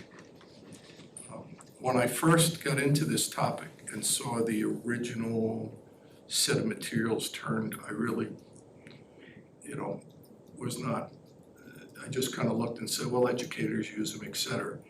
As I heard the community talking here, and I read so much on critical race theory, and I looked back, and I'm gonna go over with you this, I was convinced that at least one, the page with the deletion of the end of the Civil War, in my opinion, legally, directly violated the Florida statute and rule. Now, understand something, and this is where you as a board and the superintendent and me are all in a very difficult situation.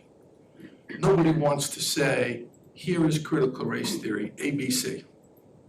It's, a lot of it you can see like that slide, and in my opinion, you can go, wait a second, the war ended, that's a distortion. The problem is, virtually 99% of this issue is looking at the context of the way material is taught or used. So in that context, I want to just go over what the state rule says so everybody clearly understands it, and then I'll touch on the resolution, I'll be done. The state rule that was passed, remember this all came into effect after the curriculum for this year and books, everything was adopted, is instruction on required topics must be factual and objective, may not suppress or distort significant historical events such as the Holocaust, slavery, the Civil War and Reconstruction. So I think when you look at that slide and it doesn't show an end to the Civil War, you're distorting what the Civil War was. The Civil Rights Movement and the contributions of women, African American and Hispanic people to our country, as already provided in section 1003.422. Examples of theories that distort historical events and are inconsistent with state-approved standards include the denial or minimization of the Holocaust. Kimberly, I think it's pretty easy to look, see whether somebody's doing that. And the teaching of critical race theory, meaning the theory that racism is not merely the product of prejudice, but that racism is embedded in American society and its legal systems in order to uphold the supremacy of white persons. So it's basically saying, meaning that theory is not merely the product of prejudice, but that you're teaching it's embedded in our society and it's done to maintain the supremacy of white people. They then bar the teaching material from something called the 1619 Project and tell you cannot define American history as something other than the creation of a new nation based largely on universal principles stated in the Declaration of Independence. Instruction must include the U.S. Constitution, Bill of Rights, and subsequent amendments. Now, there is a very important paragraph C. Efficient and faithful teaching further means that any discussion is appropriate for the age and maturity level of the students, and teachers serve as facilities for student discussion. And I think this is very important for educators to all really understand, and do not share their personal views or attempt to indoctrinate or persuade students to a particular point of view that is inconsistent with next generation sunshine state standards and the benchmarks for excellent student thinking standards, right? So from all of this, I worked on a resolution, went over it with Dr. Pace for her input, and that resolution basically. A competing resolution to this one? No, that's the one that was handed out to you today. That would basically do the following. Clearly state that no teacher of students and or training of teachers and staff shall involve content either verbally, in writing, or electronically that violates the Florida statute or the State Department of Education rule. That within 10 days of the board, if it so does, passes the resolution, the superintendent shall provide all employees of the public school system a written directive that informs at a minimum each individual employee of this resolution, the Florida statute, and the State Department of Education. It shall be provided to all employees on an annual basis. As part of any new employee's hire, said employee will be provided that memorandum as it is issued pursuant to the resolution and or amended or modified as time goes on. Any report of a suspected violation of the statute or State Department of Education shall be investigated within 10 days of the complaint or report. The findings of the investigation shall be reviewed by the general counsel, who shall be authorized to request further investigation. When the investigation and findings are complete, the general counsel shall provide the board a written report regarding the matter. So it's establishing what I think Mr. Bass, Mr. Arguello have all said. Let's clearly say to the community, we're going to do everything we can to assure this. And it says if we get a report, there's got to be a definitive investigation within a short period of time, coupled with an actual written report for transparency back to the board. The difficult part, again, will be the context in which things are done, meaning some of the material given came right out of the state recommended books, right out of the, new teacher thing, and you can talk about racism. That doesn't violate the issue. It's how you talk about it when you read it that would violate it. Meaning if you said it's systemic and it's all designed to keep white people in power, you're going to be treading and you're going to, in my opinion, be violating this. So we are going to have to aggressively, I think the most important thing is that memo to our employees, educating them in their understanding. You have got to adhere to this, and then are being aggressive in dealing with any report we get. And that's right now until I get further guidance from the state. If we do, that's what we're doing. If you agree with that. The second thing I would ask you tonight is the Attorney General of Florida, in order for me to ask an opinion for them on what is critical race theory, violating this statute from the Attorney General, requires me to have the board request that I request that. That's their policy. I can't just write like the old days and ask for the opinion. So if you all, by consensus tonight, go frank, ask for it. I'd like to ask the Attorney General too some questions as the Chief Legal Officer for the state. I will tell you, I reached out to every 66 general counsels of the 66 other school districts in the state on, did they have any guidance on this they had dealt with, any, the answers range from good luck, I don't want to know about this, to no, and the whole, nobody had any guidance on it. So all we can do is seriously deal with it and as mature adults and look into it. And I think that way we deal with our community concerns. And then ultimately, some of this may come back to the board, where the board ultimately is going to have to make the interpretation.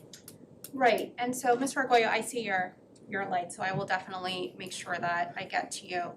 I definitely have to sit with this for a little bit. Right. Obviously, so thank you. This is just to put it on the agenda. Absolutely, thank you for providing it today so that we have, especially since we have a couple of meetings before the next time. if I may, raise concerns upon the first reading. Mr. Kroffenbacher? Yes. If I may raise some concerns upon the first reading. I think this is really vague. I understand that there is statute that is quoted, so in that sense, it is not vague. Right. However, where it is vague is what happens if we find that an employee has violated this, it has no information about what happens to that particular employee. So We had I that in don't- there, and I can answer that for you right now. I need it in the resolution if I'm gonna put my name on this. Okay. Ultimately, so you know, the decision on. I think that we need to, and I also want us to think about really externalities of what this means for our community, right? I'm, by the way, to be clear, I'm not saying yes or no. I'm not asking you, I'm just. No, this isn't for I you understand. specifically. What I'm saying is I have a lot of concerns about externalities of putting this in front of our community of teachers.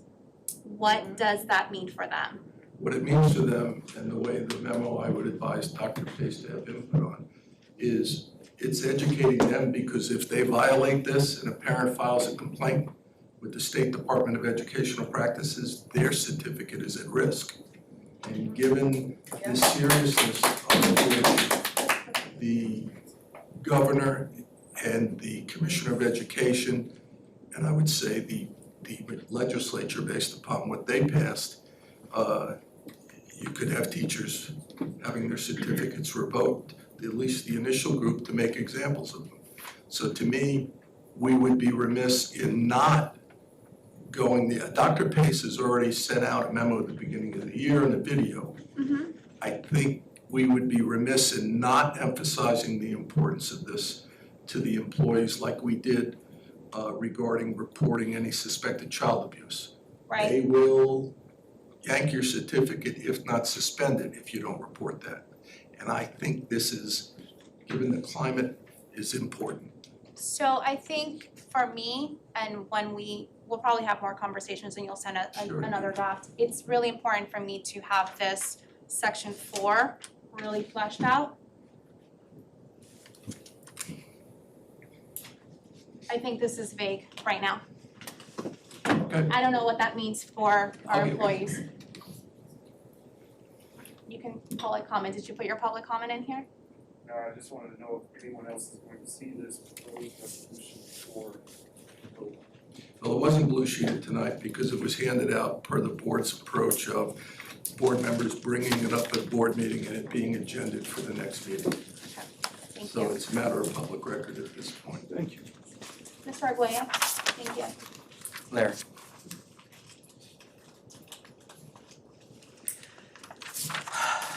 Okay. So I want to correct the record. First of all, there was one person who brought this up in October. It was me. This is something issue I've been fighting.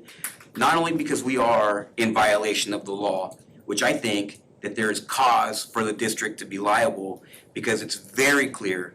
It is extremely clear to me. I'm the lawyer, but it's extremely clear to me that that language tells us that we have violated the law on multiple occasions, and we have denied it, just like we have left kids out on the curb, and we don't immediately be like, yeah, sorry, we left your kid up on the curb. It's the same thing with this, okay?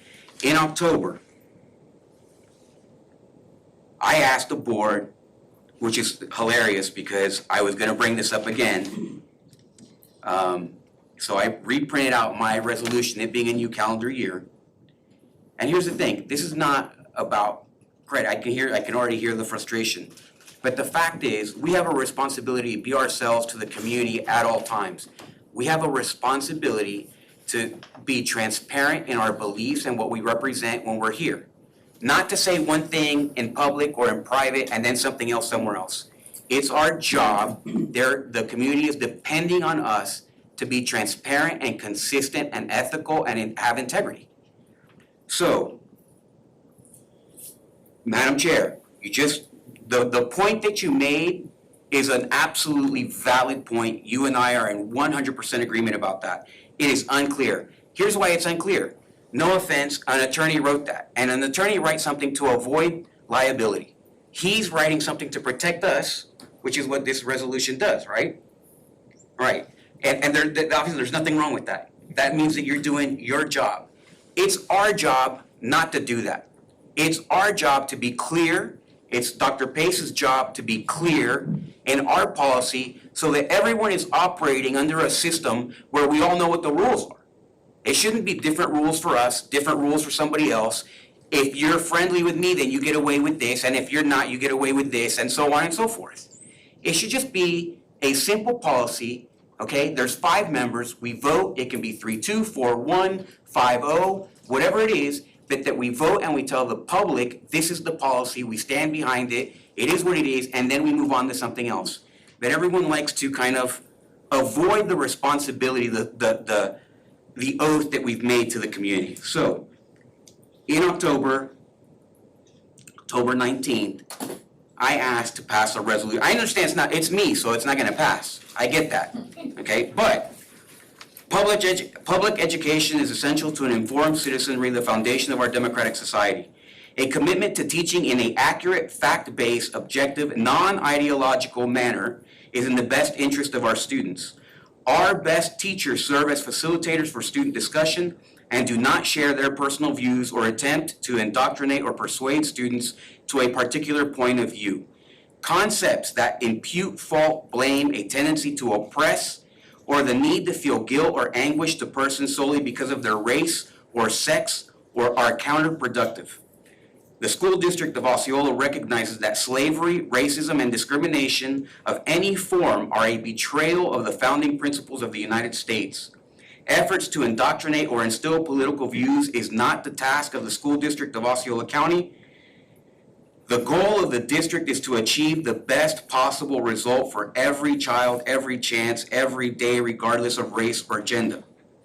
Be it resolved that the school district of Osceola County will comply with the Florida's ban on critical race theory and similar concepts and choose vendors and educational partners who are committed to keep Osceola education free of political or ideological interferences. That's the resolution that I put forth now. So I'm more than happy, I don't care, it can be Robert's name, it can be anybody's name, I'm happy to pass a resolution as long as it is clear that what the chairwoman said, that everyone's gonna be operating under the same rules, everyone knows what it is. We're not trying to get away with something, we're trying to provide guidance the way that a leader does under these circumstances. Madam Chairman, Yes. I can work with Here's that resolution with you, working with some of this language, the defect from a lawyer's perspective in this resolution. I know it's defect. No, both I got you, I'm kidding. Is that it doesn't tell the teachers, part of the resolution we have is to make sure we protect our employees and they clearly know what the rules are.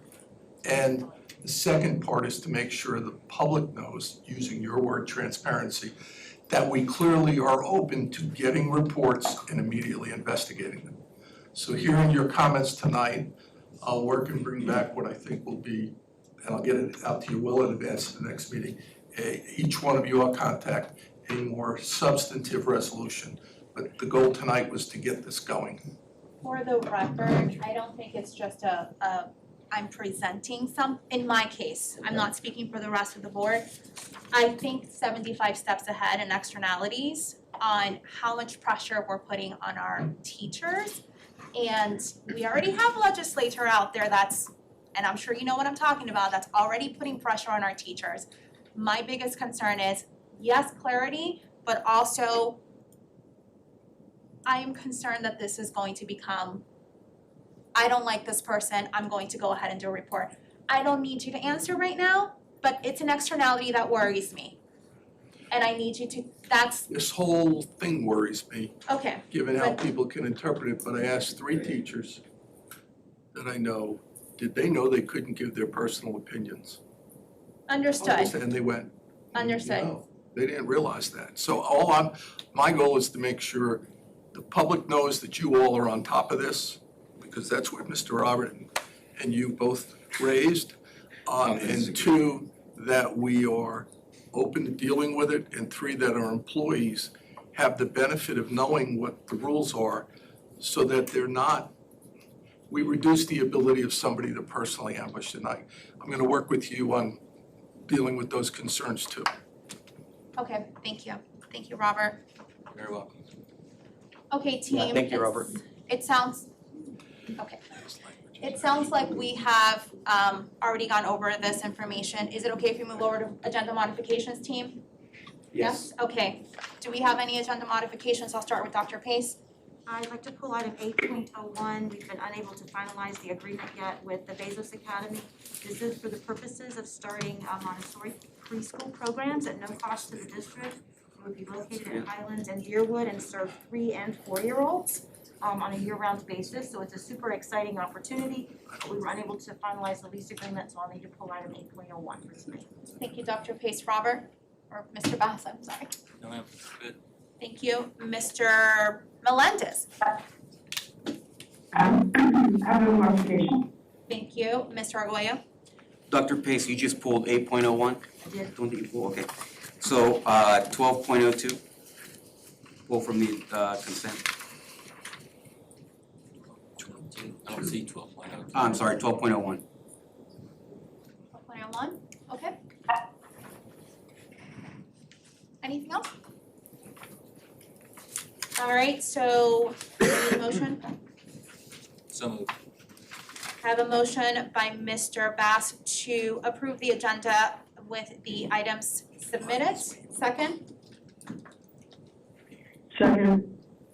Okay, all those in favor? Aye. Aye. Aye. All right, so vote passes 4-0.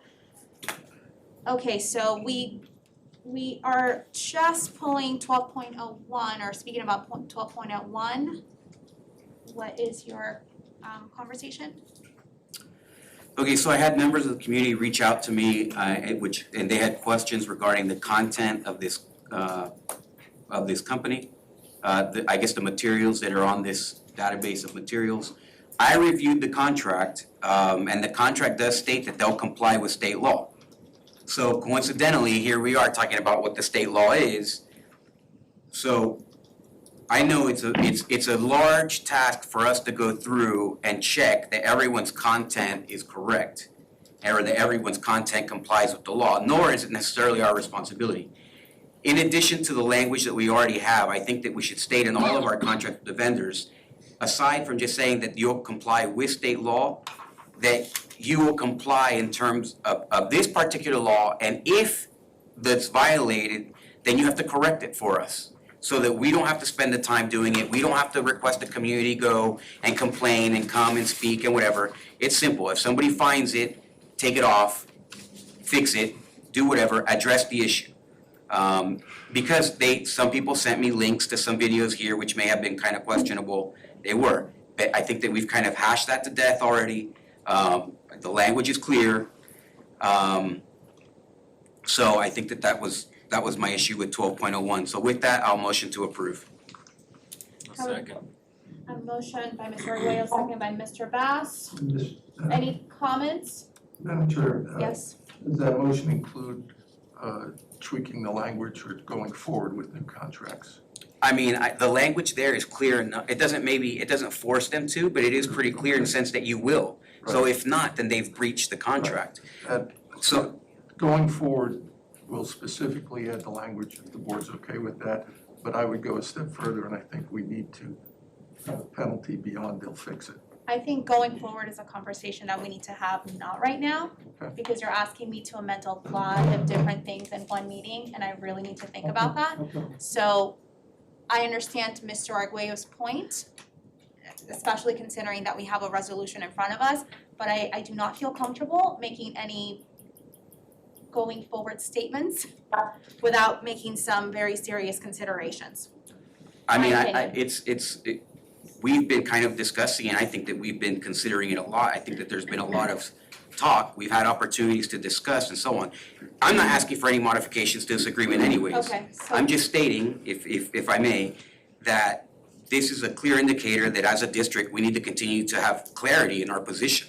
that the education that we have here is not gonna be ideological. And that resolution, first of all, it's just a resolution, it's not policy, right?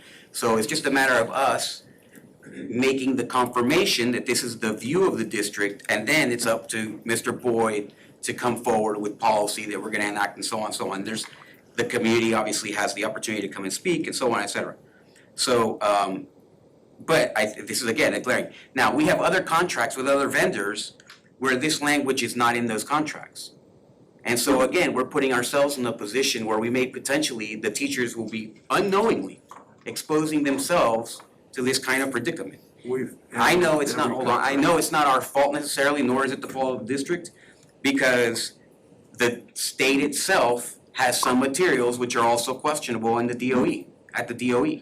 So if we're pulling from there, we're looking at an approved source, and their own information is potentially contrary to the law. But, so with that, I mean, you can vote. Thank you. Point of discussion. What I would ask team is while we are voting on items that are currently in the agenda, we should probably not bring any additional amendments as we're voting.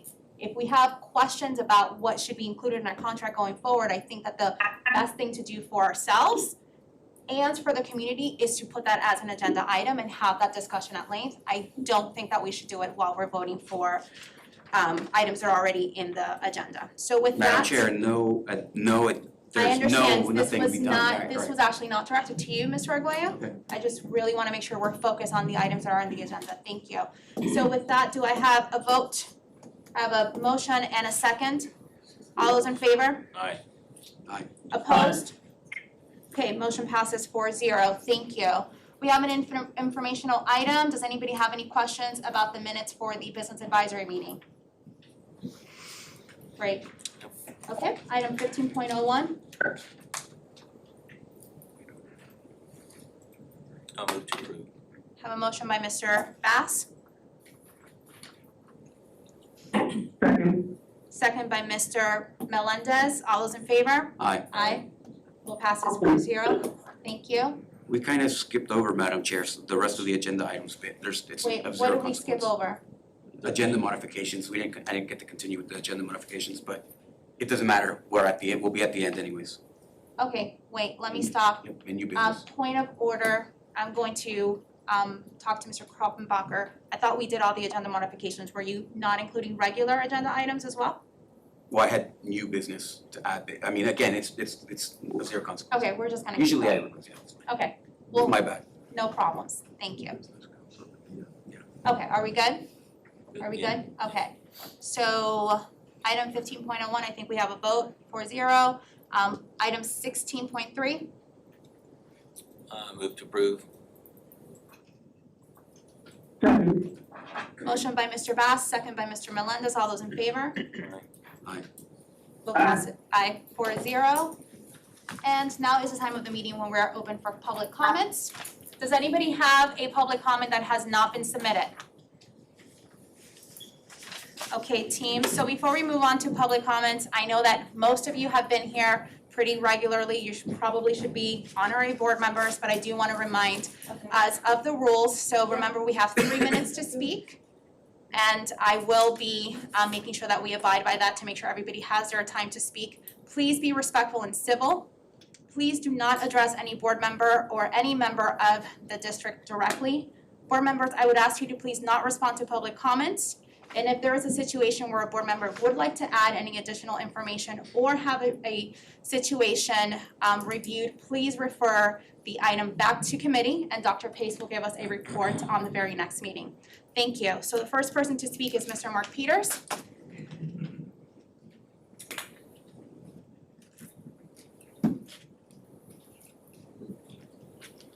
Good evening, board and staff. Thank you for having me here tonight and Happy New Year. Seeing you guys for the first time this year.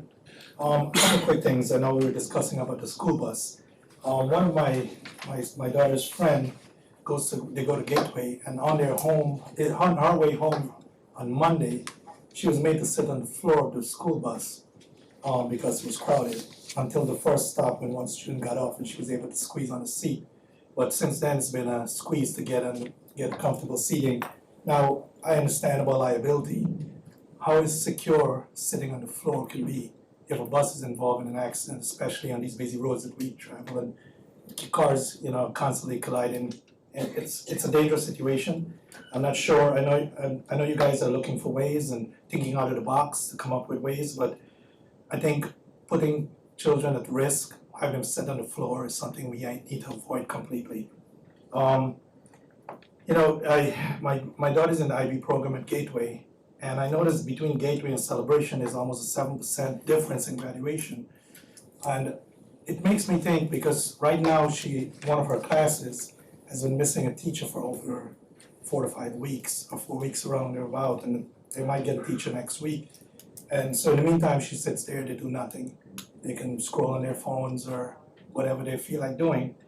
I'm not sure how that affects the graduation, but I also spoke to a teacher, professor at Valencia, Mr. Cruz, and he said that Osceola has a terrible state, when I agree with Mr. Agrello, when it comes to graduating kids not ready for college life.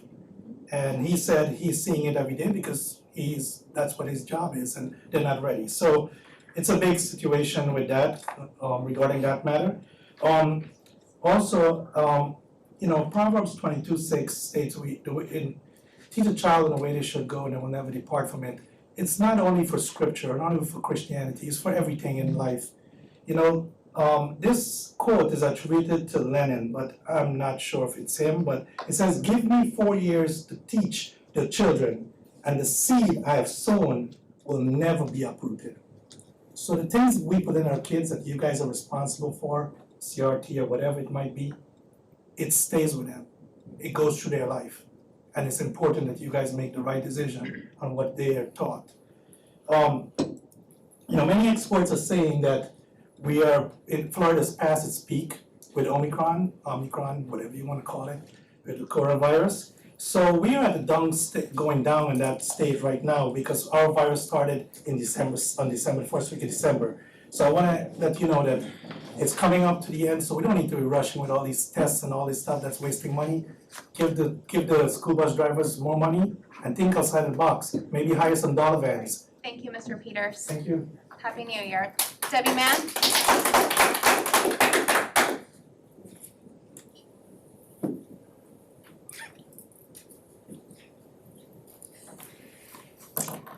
I did want to let you know too that there's free testing at all Osceola County Public Libraries, Monday St. Cloud, Tuesday Point Siena, and Wednesday Celebration, so they can always go get free tests there.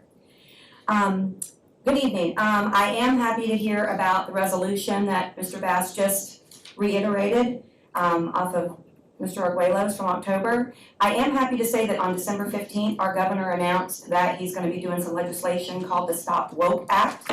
And quote, he said, "When you hear the word equity used, that is just a way for people to smuggle in their ideology. We have a society based on equality, not equity." He also said that teachers will not have to sit through trainings explaining that they have inherent privilege based on their color, such as the things that happened in the Abbott trainings the last 2 years. Schools are going to be prohibited from explaining that America's systems are based on racism. This ideology is actually cultural Marxism. Our history may not be perfect, but our country's evolution is far past this. Parents have the primary responsibility in shaping their children's moral and educational development, not the school district. So I would like to know if Dr. Pace is attending the NCEE retreat at the end of this month, because on their website it states, and I quote, "Superintendents are also challenged to lead their districts as they grapple with the lingering effects of systemic racism and the inequality that is woven throughout the fabric of the American school system." That seems like that goes against our resolution and the Stop Woke Act. I do have a few questions if I have some time that I would like to go on record and hopefully receive a response to regarding Biden's American Rescue Plan Committee and our superintendent's membership. I would like to know if there are minutes for these meetings and where we can find them. Are there any conflicts of interest posed by serving on that committee and also running our school district? What has been proposed as a result from being part of that committee and what has been gained from it? Are there any vendors to the district on that committee as well?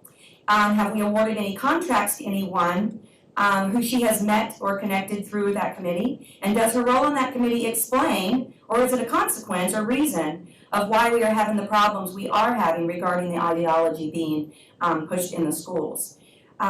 In regards also to the resolution, Mr. Kuppenbacher, I know that we talked about teachers and staff pushing their ideology and, remaining neutral and not sharing our stance. I would also suggest that maybe that also includes curriculum, companies and contractors and people that we do business with, such as that NCEE retreat and the new Teacher Center, Edgenuity, EverFi, etc. Thank you very much, and God bless America. Thank you. Ms. Gonzalez? Oh, actually, apologize, Heidi Gonzalez.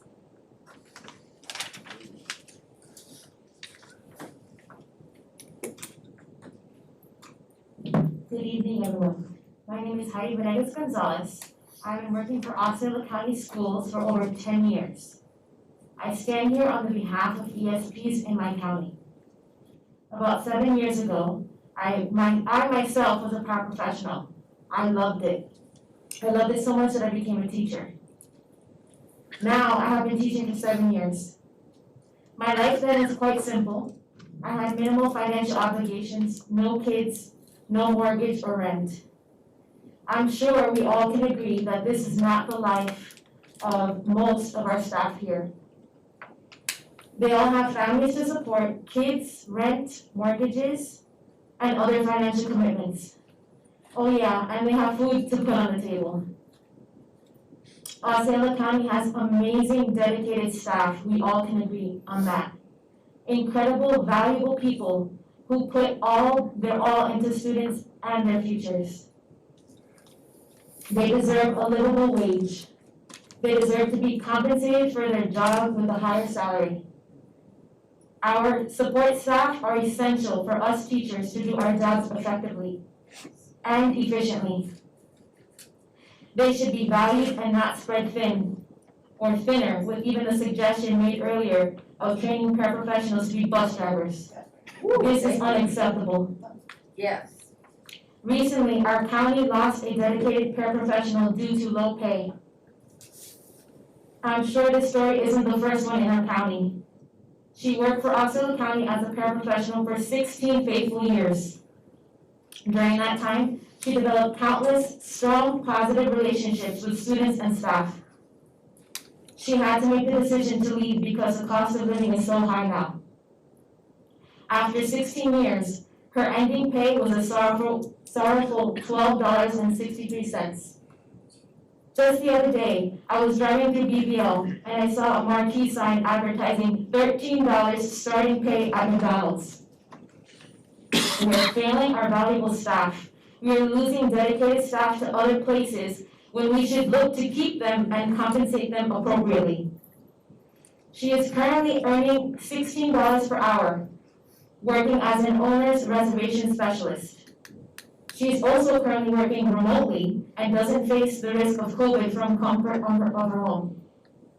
Even after this, she says still that she would love to come back to the county if they would pay higher. She is that dedicated. I ask you that you will consider my words tonight, and that you truly consider investing in your educational support personnel. They deserve it. We truly cannot afford to lose more staff, and our students suffer directly. Thank you, Ms. Gonzalez.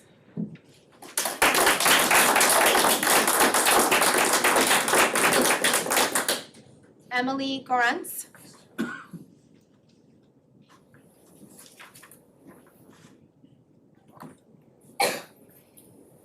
Hello. Great. Thank you, I'm Emily Grintz. I am speaking on behalf of the Elementary East Side ESPs this time. And I wanted to start with Dr. Pace's Fox 35 interview. In it, they asked you a lot of questions about back to school and coming back after the holidays, and asked about subbing specifically, since we had so many absences. And your response was, it's a huge burden, but our staff are stepping up.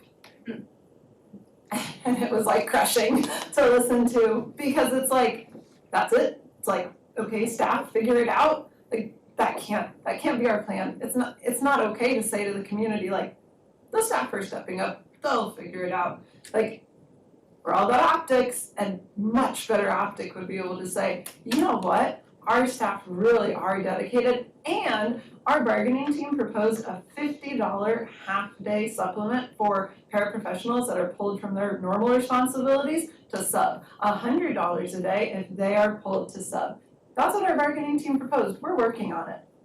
We could talk about that. We could approve that. We could actually do that. But instead, what we do is, currently the policy is ESPs get $10 for half a day of subbing and $20 for a full day of subbing, which is like just enough to show that somebody knows this is a big deal. Like, they should be getting extra money. We acknowledge this is really hard to go in a classroom full of kids that you may or may not know without any behavior problem, with probably no lesson plans, and you're scrambling to figure things out. It's like, we know you should get money for that, so we're not gonna pay you for that. And the justification that keeps being said is, well, last year, you agreed to a 30-cent raise for 3 years. Okay, this is not a raise, this is a bonus, this is a supplement, this is extra, and like, if you agreed to getting 30 cents last year for your individual jobs, don't you think this year, given how incredibly difficult it is, you too would want to get a bonus? I'm like, you got a bonus. You didn't get a bonus. Everyone in this district has gotten something except ESPs. Like, everybody. So what we're doing is we're just sending the message that these people don't matter. And it's not just paras. This ESP groups includes our tech support. Everyone doing this one-to-one rollout. It also includes our nurses. Orange County just got their nurses a 5% salary supplement, but we're just saying that we can't do anything. And it doesn't seem right. Our strategic plan for the district says to develop and retain our workforce and to attract quality candidates. We don't have any talking points to retain anybody. We don't have anything we can say other than people are stepping it up. Thank you. Thank you.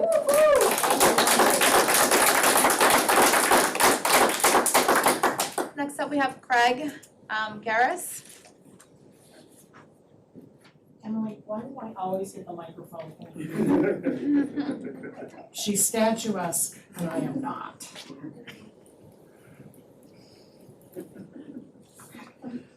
Craig Garris, 3302 Lake Erie Drive, St. Cloud, Florida, 34769. And I am a resident of Osceola County, and I'm not afraid to say it at the school board meeting. But tonight, it's hard for me to say this, but I'm going to be reading a prepared statement by one of my ESPs at St. Cloud Middle School. So here's what she writes. Good evening, my name is LaShawna Ward. I'm a paraprofessional employed at the Osceola County School District. I was recently recognized as Support Staff of the Year for all of the work that I do at my school. I wish I could be here this evening, tonight, to voice my concerns before you. Instead, I'm taking time focusing and resting from COVID, but I want to list my concerns below. First, substitute pay. For a full day is $20 and $10 for a half day.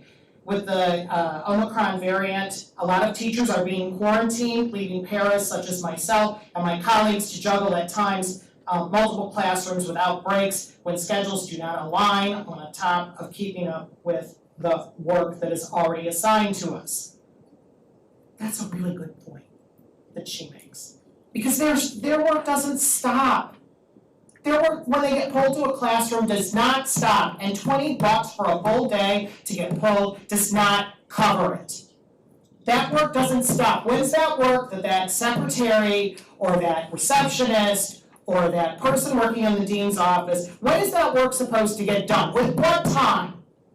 With their own time. Because trust me, they're putting in their own time to make sure that those records are being delivered. She goes on to say, substituting is not an option, we're simply meant to comply. Additional pay is not enough for the mental and the physical exhaustion that we must face in these situations. Second, we were promised a $1,000 supplement, just like the teachers, only now we're not gonna see that supplement, and she wants to ask why. Working in the dean's office is what LaShawna's job is, and she says that that's not an easy task. You face making sure that our students are okay and not just misunderstood, because teachers don't necessarily see that this misbehavior is a trauma response. Ensuring that they will have respect towards parents on top of this, and any role thrown at her at any moment. Third, we deserve more pay.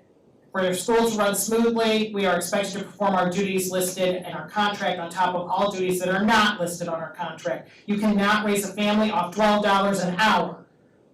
What full-time government state job is it that I am exhausted coming home and I must seek governmental assistance in order to make ends meet? By the way, I teach LaShawna's daughter. I choose to speak out for myself and my colleagues because it's time to see some change. That change will be when we are compensated financially for the work that we do. I know that a lot of you think that paraprofessionals, ENSPs don't do much, Mr. but I Garris. can assure you, Mr. Garris, thank you. By the way, we do have that email, so just rest assured that we've seen the email that she has sent. Your she prepared emailed you? Yes. That's okay. but- So can I come back and Thank talk you. for myself? Because I I'd was love to told talk by about, our I'd attorney love that- to talk about CRT. I was told by our attorney we can't do that, but thank you so much. I just want to make sure she understood we have that. Thank you. Becky Burnett?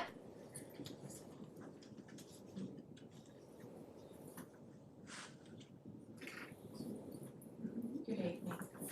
Good evening. We are mad because the superintendent does a scam PowerPoint circus to appease the masses. When you all know in your hearts Osceola County schools are struggling because of the policies of the school board. Sex in the courtyard, kids holding bathroom breaks all day long because they're scared to go to the restroom because of the drugs, sex, vaping, fights in the restrooms. This doesn't sound like the utopia that was described. We are mad about the fictional PowerPoint because the superintendent stated students had 2 different Laura Ingalls articles to choose from. They didn't. And I know because I read the assignment and I took the quiz for my son because I didn't want him to believe he was a racist if he described someone as having a fierce look. Yes, that was the reason Laura Ingalls is now a racist according to the Achieve 3000 article. There was not a choice of articles for our son. But the assigning teacher for our son was also the same teacher that had the gay wedding in class, so maybe she didn't afford the students that liberty. We are mad that a middle school teacher can say to class, what happens in class stays in class. When we all know that is grooming children not to tell their parents and adults situations that they may find themselves in, unfortunately. It's grooming, and all of you know it. If you don't think so, please tell that statement to a child that is not yours and see what happens. But again, it was that same teacher that allowed the gay wedding. We are mad because it was implied that my son was lying, and he is not. Someone did call him homophobic, and he said he can point her out if he needs to. We are mad because, to quote an admin at their former school, if we police language, we wouldn't have time for anything else. False. If the bad behavior was stopped while it's small, then it wouldn't fester into something bigger, like sex in the courtyard.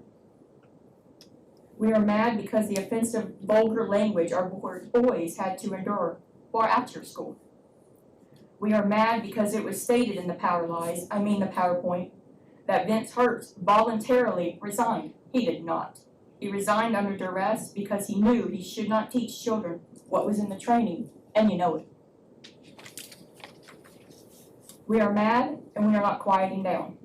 But me and my husband, we're happy because we pulled our 2 AB grade students, no discipline issues, 5 high school classes between the 2 of them in middle school, out of your schools, and we are coaching other parents to do the same. Thank you. Thank you.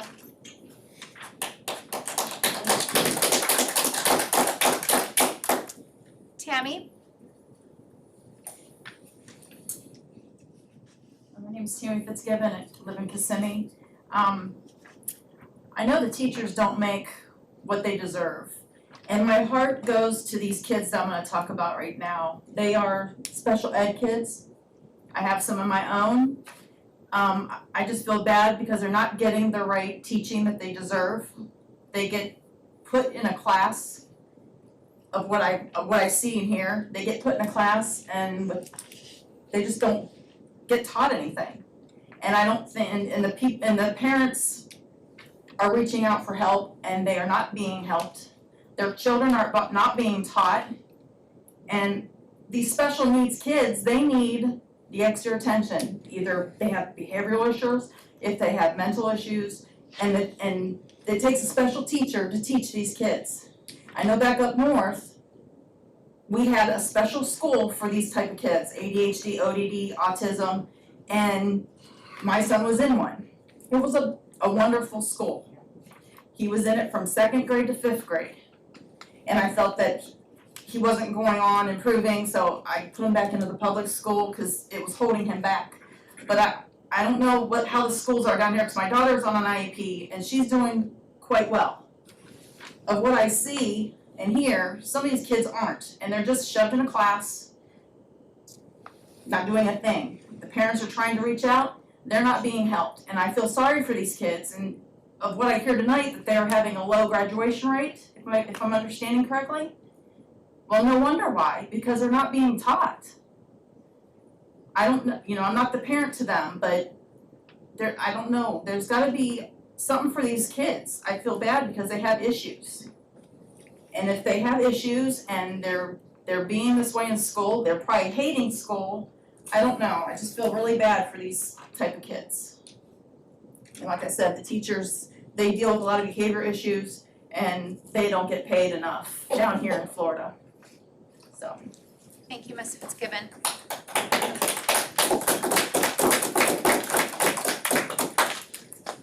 All right, thank you so much for your comments and for being respectful. Mr. Kroppenbacher, it looks like you already went over 18.01. Did you have any additional comments? Yeah, members of the board, you will be receiving from me a draft sheet on veterans policy and one on small business policy that Marcus and I put together. We will then schedule a meeting with each one of you with a goal to have this come back and get in the next rulemaking for a policy. So once you get it, we'll reach out and set up the meetings with each of you. I would ask that at the next board meeting, at the last board meeting, Mr. Argüello brought up the issue of prayer. Mr. Bass called me, brought up the issue of prayer. It's been mentioned by another board member to me, and I would ask that you put it under my seat at the next meeting, where I will brief you on the law, and this is ultimately going to be a policy decision for the board to make. So I'll call you each at a time to answer any questions you may have, and then I would ask you to draw the matter to a conclusion one way or the other on the issue. For everybody to understand, the reason this was removed was we were advised by the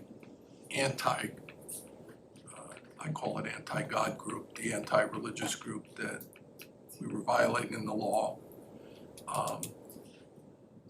I got with Tanya. Tanya was having an incredibly difficult time getting a diversity of people to come say prayers. And I say a diversity of people.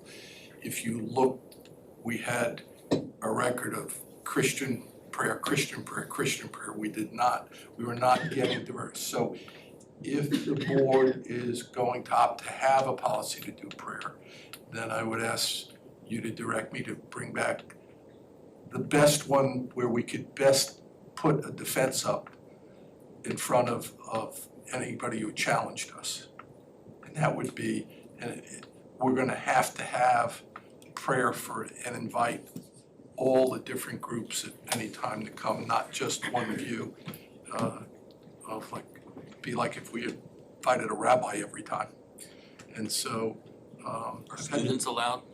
Students are allowed. I've had this in the Students. past. I've represented a number of governments dealing with this issue. And the best way I can tell you to be thinking about it, if you want to do it, is assuring that we have diversity of entities that come in front of us. That's not going to shield us. Anybody can go down and pay the filing fee and sue, right?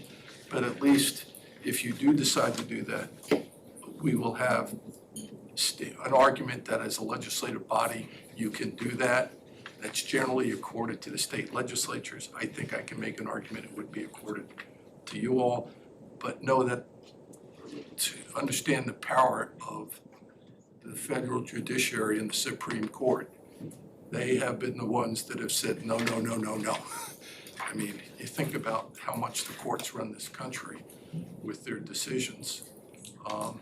And so I'd like it on the agenda, and I'd like to have the board, I'll talk with each board member, and then I'd like you to be prepared to make a decision that night on, and I will draft up, if you want to do it, a policy for you to consider ahead of time that I think would be the most defensible one. Mr. Arguello? Yeah, Frank, here's the issue with this. I actually have two issues with this. Number one, the prayer was removed with no discussion whatsoever, right? If discussion happened, it happened behind closed doors, and that's not the way that we should be doing. The prayer is not just for us, it's also for the community. So I just think that was bad form. So here's the thing. I was with Tanya, and I asked Tanya the very first time you mentioned that, I asked Tanya, hey Tanya, can you reach out to the to a rabbi, and can you reach out to the Sikh community? And she has reached out, right? She has asked a variety of people to come and pray and take part. Also, it has been open. So it may be Christian pastor that comes, but I've also asked my priest never came, right? So we can't force, the law doesn't say if you don't force someone to come and pray, then it's no good. All we have to do is allow people to have the opportunity to come and take their turn in prayer. And if they choose not to, then we've done our due diligence, right? Based upon what Tanya and I discussed, I don't think we did, and it wasn't her responsibility to assure compliance with the law, but I don't think we did enough to fulfill that responsibility. And so all I'm saying is, if you're going to do it, so here's the thing, we're gonna have to. If we announce at a meeting when we bring back prayer, Right. if you would like to come and pray, please contact whatever, right?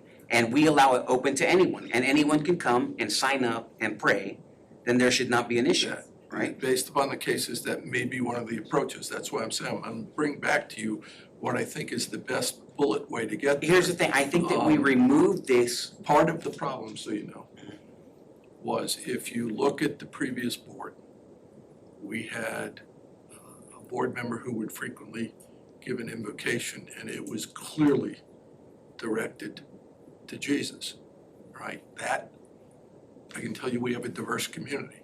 I got calls and simply said, hey, people are entitled to their opinions.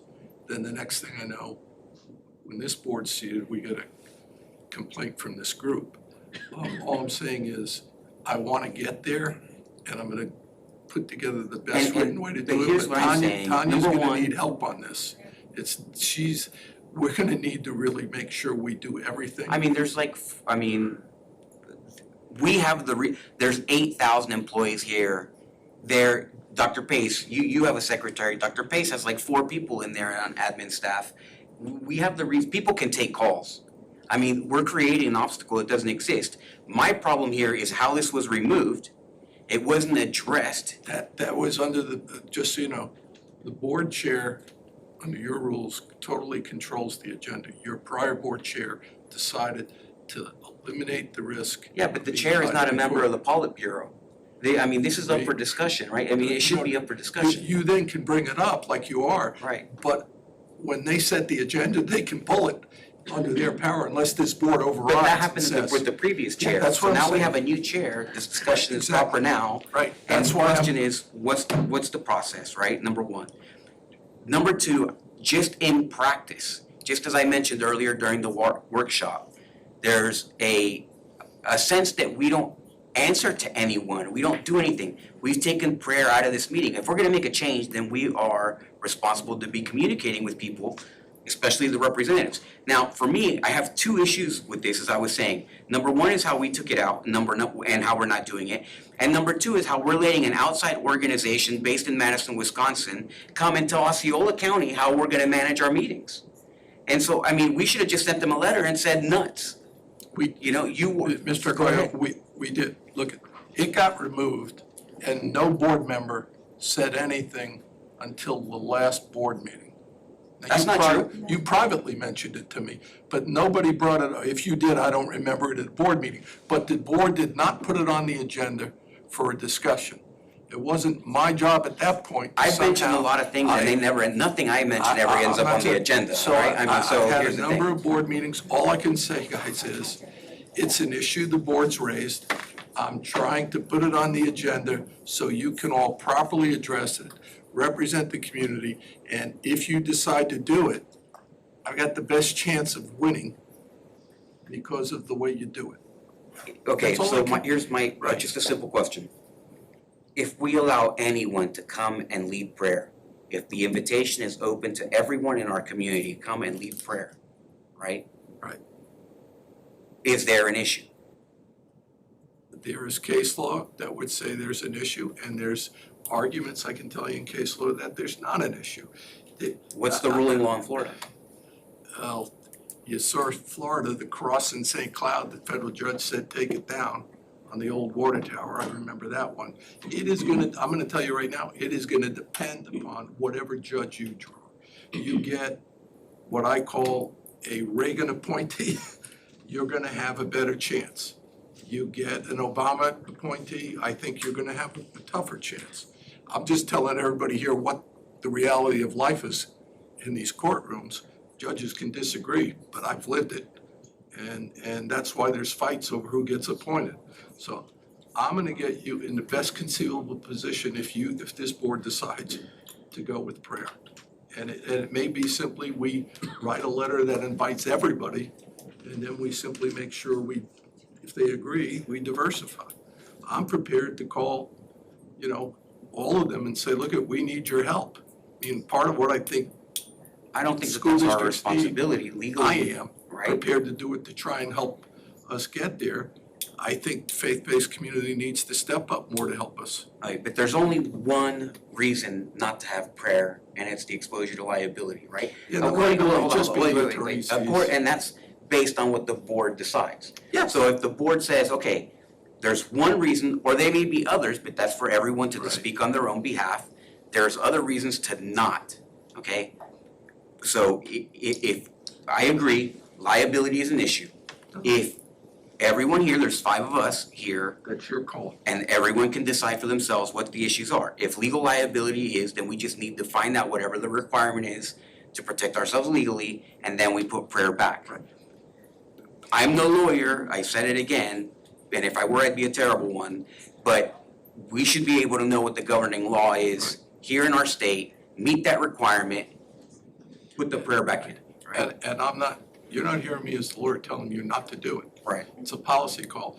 But the other reason that we went with the moment of silence was the decision was made by the chair that the governor, they had put in a moment of silence in the schools. Right. So the board was gonna mirror that. Enough said at the next board Yeah. meeting. But the state didn't mean take one step forward and 2 back, Well, right? That wasn't their intention, right? I think we all can, Right. we can acknowledge that wasn't their intention. all I'm saying to you is at the next board meeting, Madam Chair, unless the board opposes it, I'm asking they put it under my seat where the board could take action one way or the other. I'm fine with you doing that. If you also have any information about how I'm other gonna districts. get with you all ahead of time. Okay, if you would also have some information on the record that day to show us I what have other it. districts have I have it. gone through, Yes. based on, this particular issue, I would personally appreciate it. Awesome. I All have set? that. I'll go. Thank you. Anything else, Mr. Koppenbacher? No, ma'am. Okay, thank you. We do not have any unfinished business. I know that we may have some new business. Say Mr. again? Arguello, you have some new business you wanted to? Yes. Go ahead. Okay, so some of these we've already dealt with. The prayer, which I'm gonna say. Okay, so at the next meeting, I will also ask that gets put on the agenda a proposal of a framework that will improve and rebuild the trust the community has with the district. It will include a system of governance controls with oversight over internal investigations, complaints, and questions of ethics. The money we've been paying to attorneys or whomever, to me, in my opinion, has not been very productive. It has not led to professional results by any stretch of the imagination. The audit committee itself was told that they have no authority to review these type of issues. And RSM, our internal auditor, specifically rejected the idea of being investigators within their purview. Serious investigatory issues remain unanswered. And there's nothing resembling a satisfactory outcome in the sense that they're being performed in a non-biased way. The district is executing its oversight responsibilities explicitly in a manner that is clearly designed to protect itself at all costs to prevent having to make any change or move towards improvement. What that means is that our students will continue to be provided a service which is not nearly to the level of quality they deserve. Our staff and faculty have lost all sense that the district cares about them on a human level, and our leadership has a nervous breakdown whenever we question a decision. That, ladies and gentlemen, is a toxic environment. I get that a transition to better may be uncomfortable, but I'm praying that at least 2 other members up here can demonstrate that they choose the community over their own political careers, the students over their own ambitions, and the employees over their own pocketbooks. There is absolutely no reason for the school district and for board members to refuse to improve the system that prevents our district from delivering to the community we serve and the workforce that makes it happen the very best in leadership, accountability, and transparency. So I would like this framework to be put on the agenda for discussion at the next meeting. The next item. May I ask a question? Sure. Would you mind clearing up specifically the framework? I got a little bit lost in the The framework will be presented to you at the next meeting, by the next agenda, I will submit to you the Will you documentation. send that to us so that we can look at it? I would Yeah, of course, it'll be prefer up on not to. Tuesday, right? It'll be public. Well, depends. It depends. You have I to mean, submit, you you have to can submit reject it agenda if you like, items. absolutely. So I'm gonna submit it. You can choose to reject it. I know that that's your prerogative. So, Will that be going under new business? yes, it will. Okay. Okay, so I guess we're waiting for you to send that information so that, because I still don't really understand what it is. It's a framework to improve the governance that we operate under as a district. Okay. Next.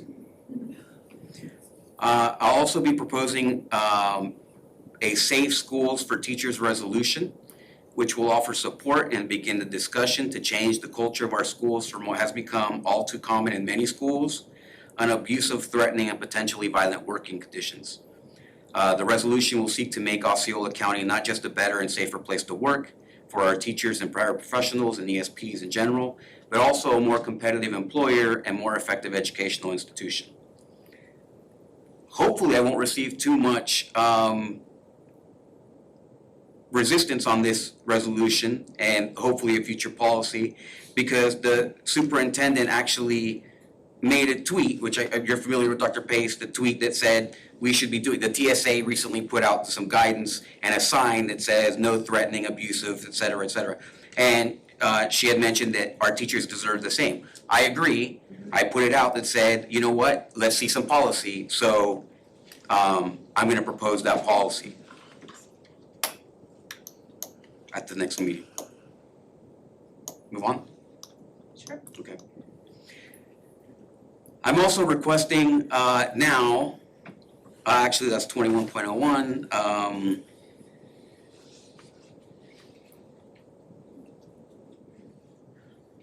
okay, that's all I got for new business. Thank you. Okay, thank you, Mr. Bass. Anything else? Anybody else with any new business before I guess I move on to board member comments? I'm good now. Okay, Mr. Melendez, this is a board member comment. I'm good, Madam Chair. Thank you. Okay, I do not have any board member comments, but it seems like Mr. Arguello, you do, yes? I do. Great. So,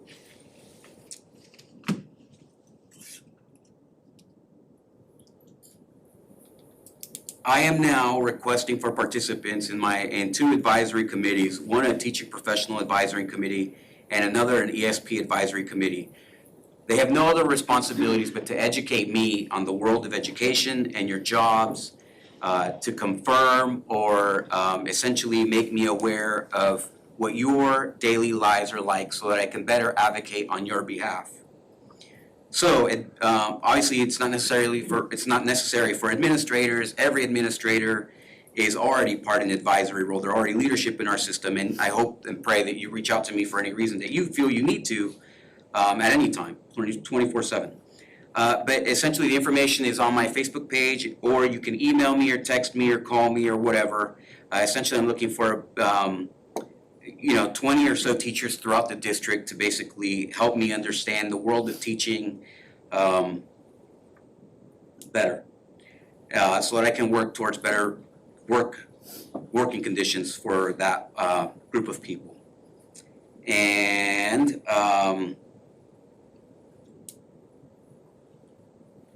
also, I would like to have a discussion.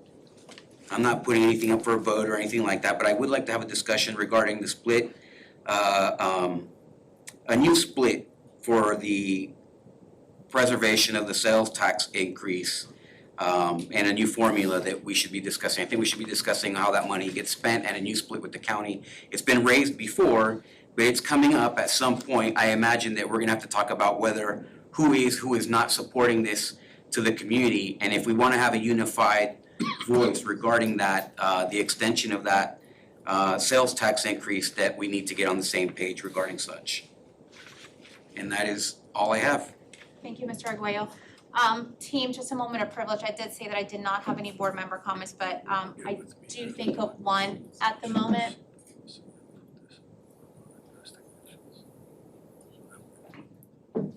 Sorry, say again?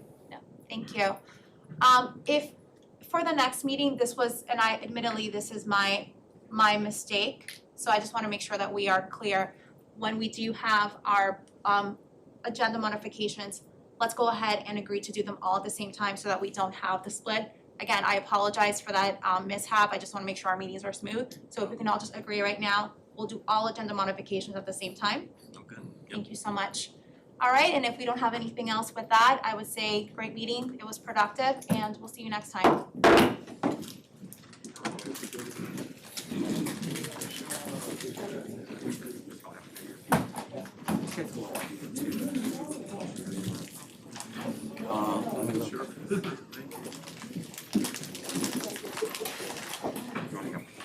Why is he sick?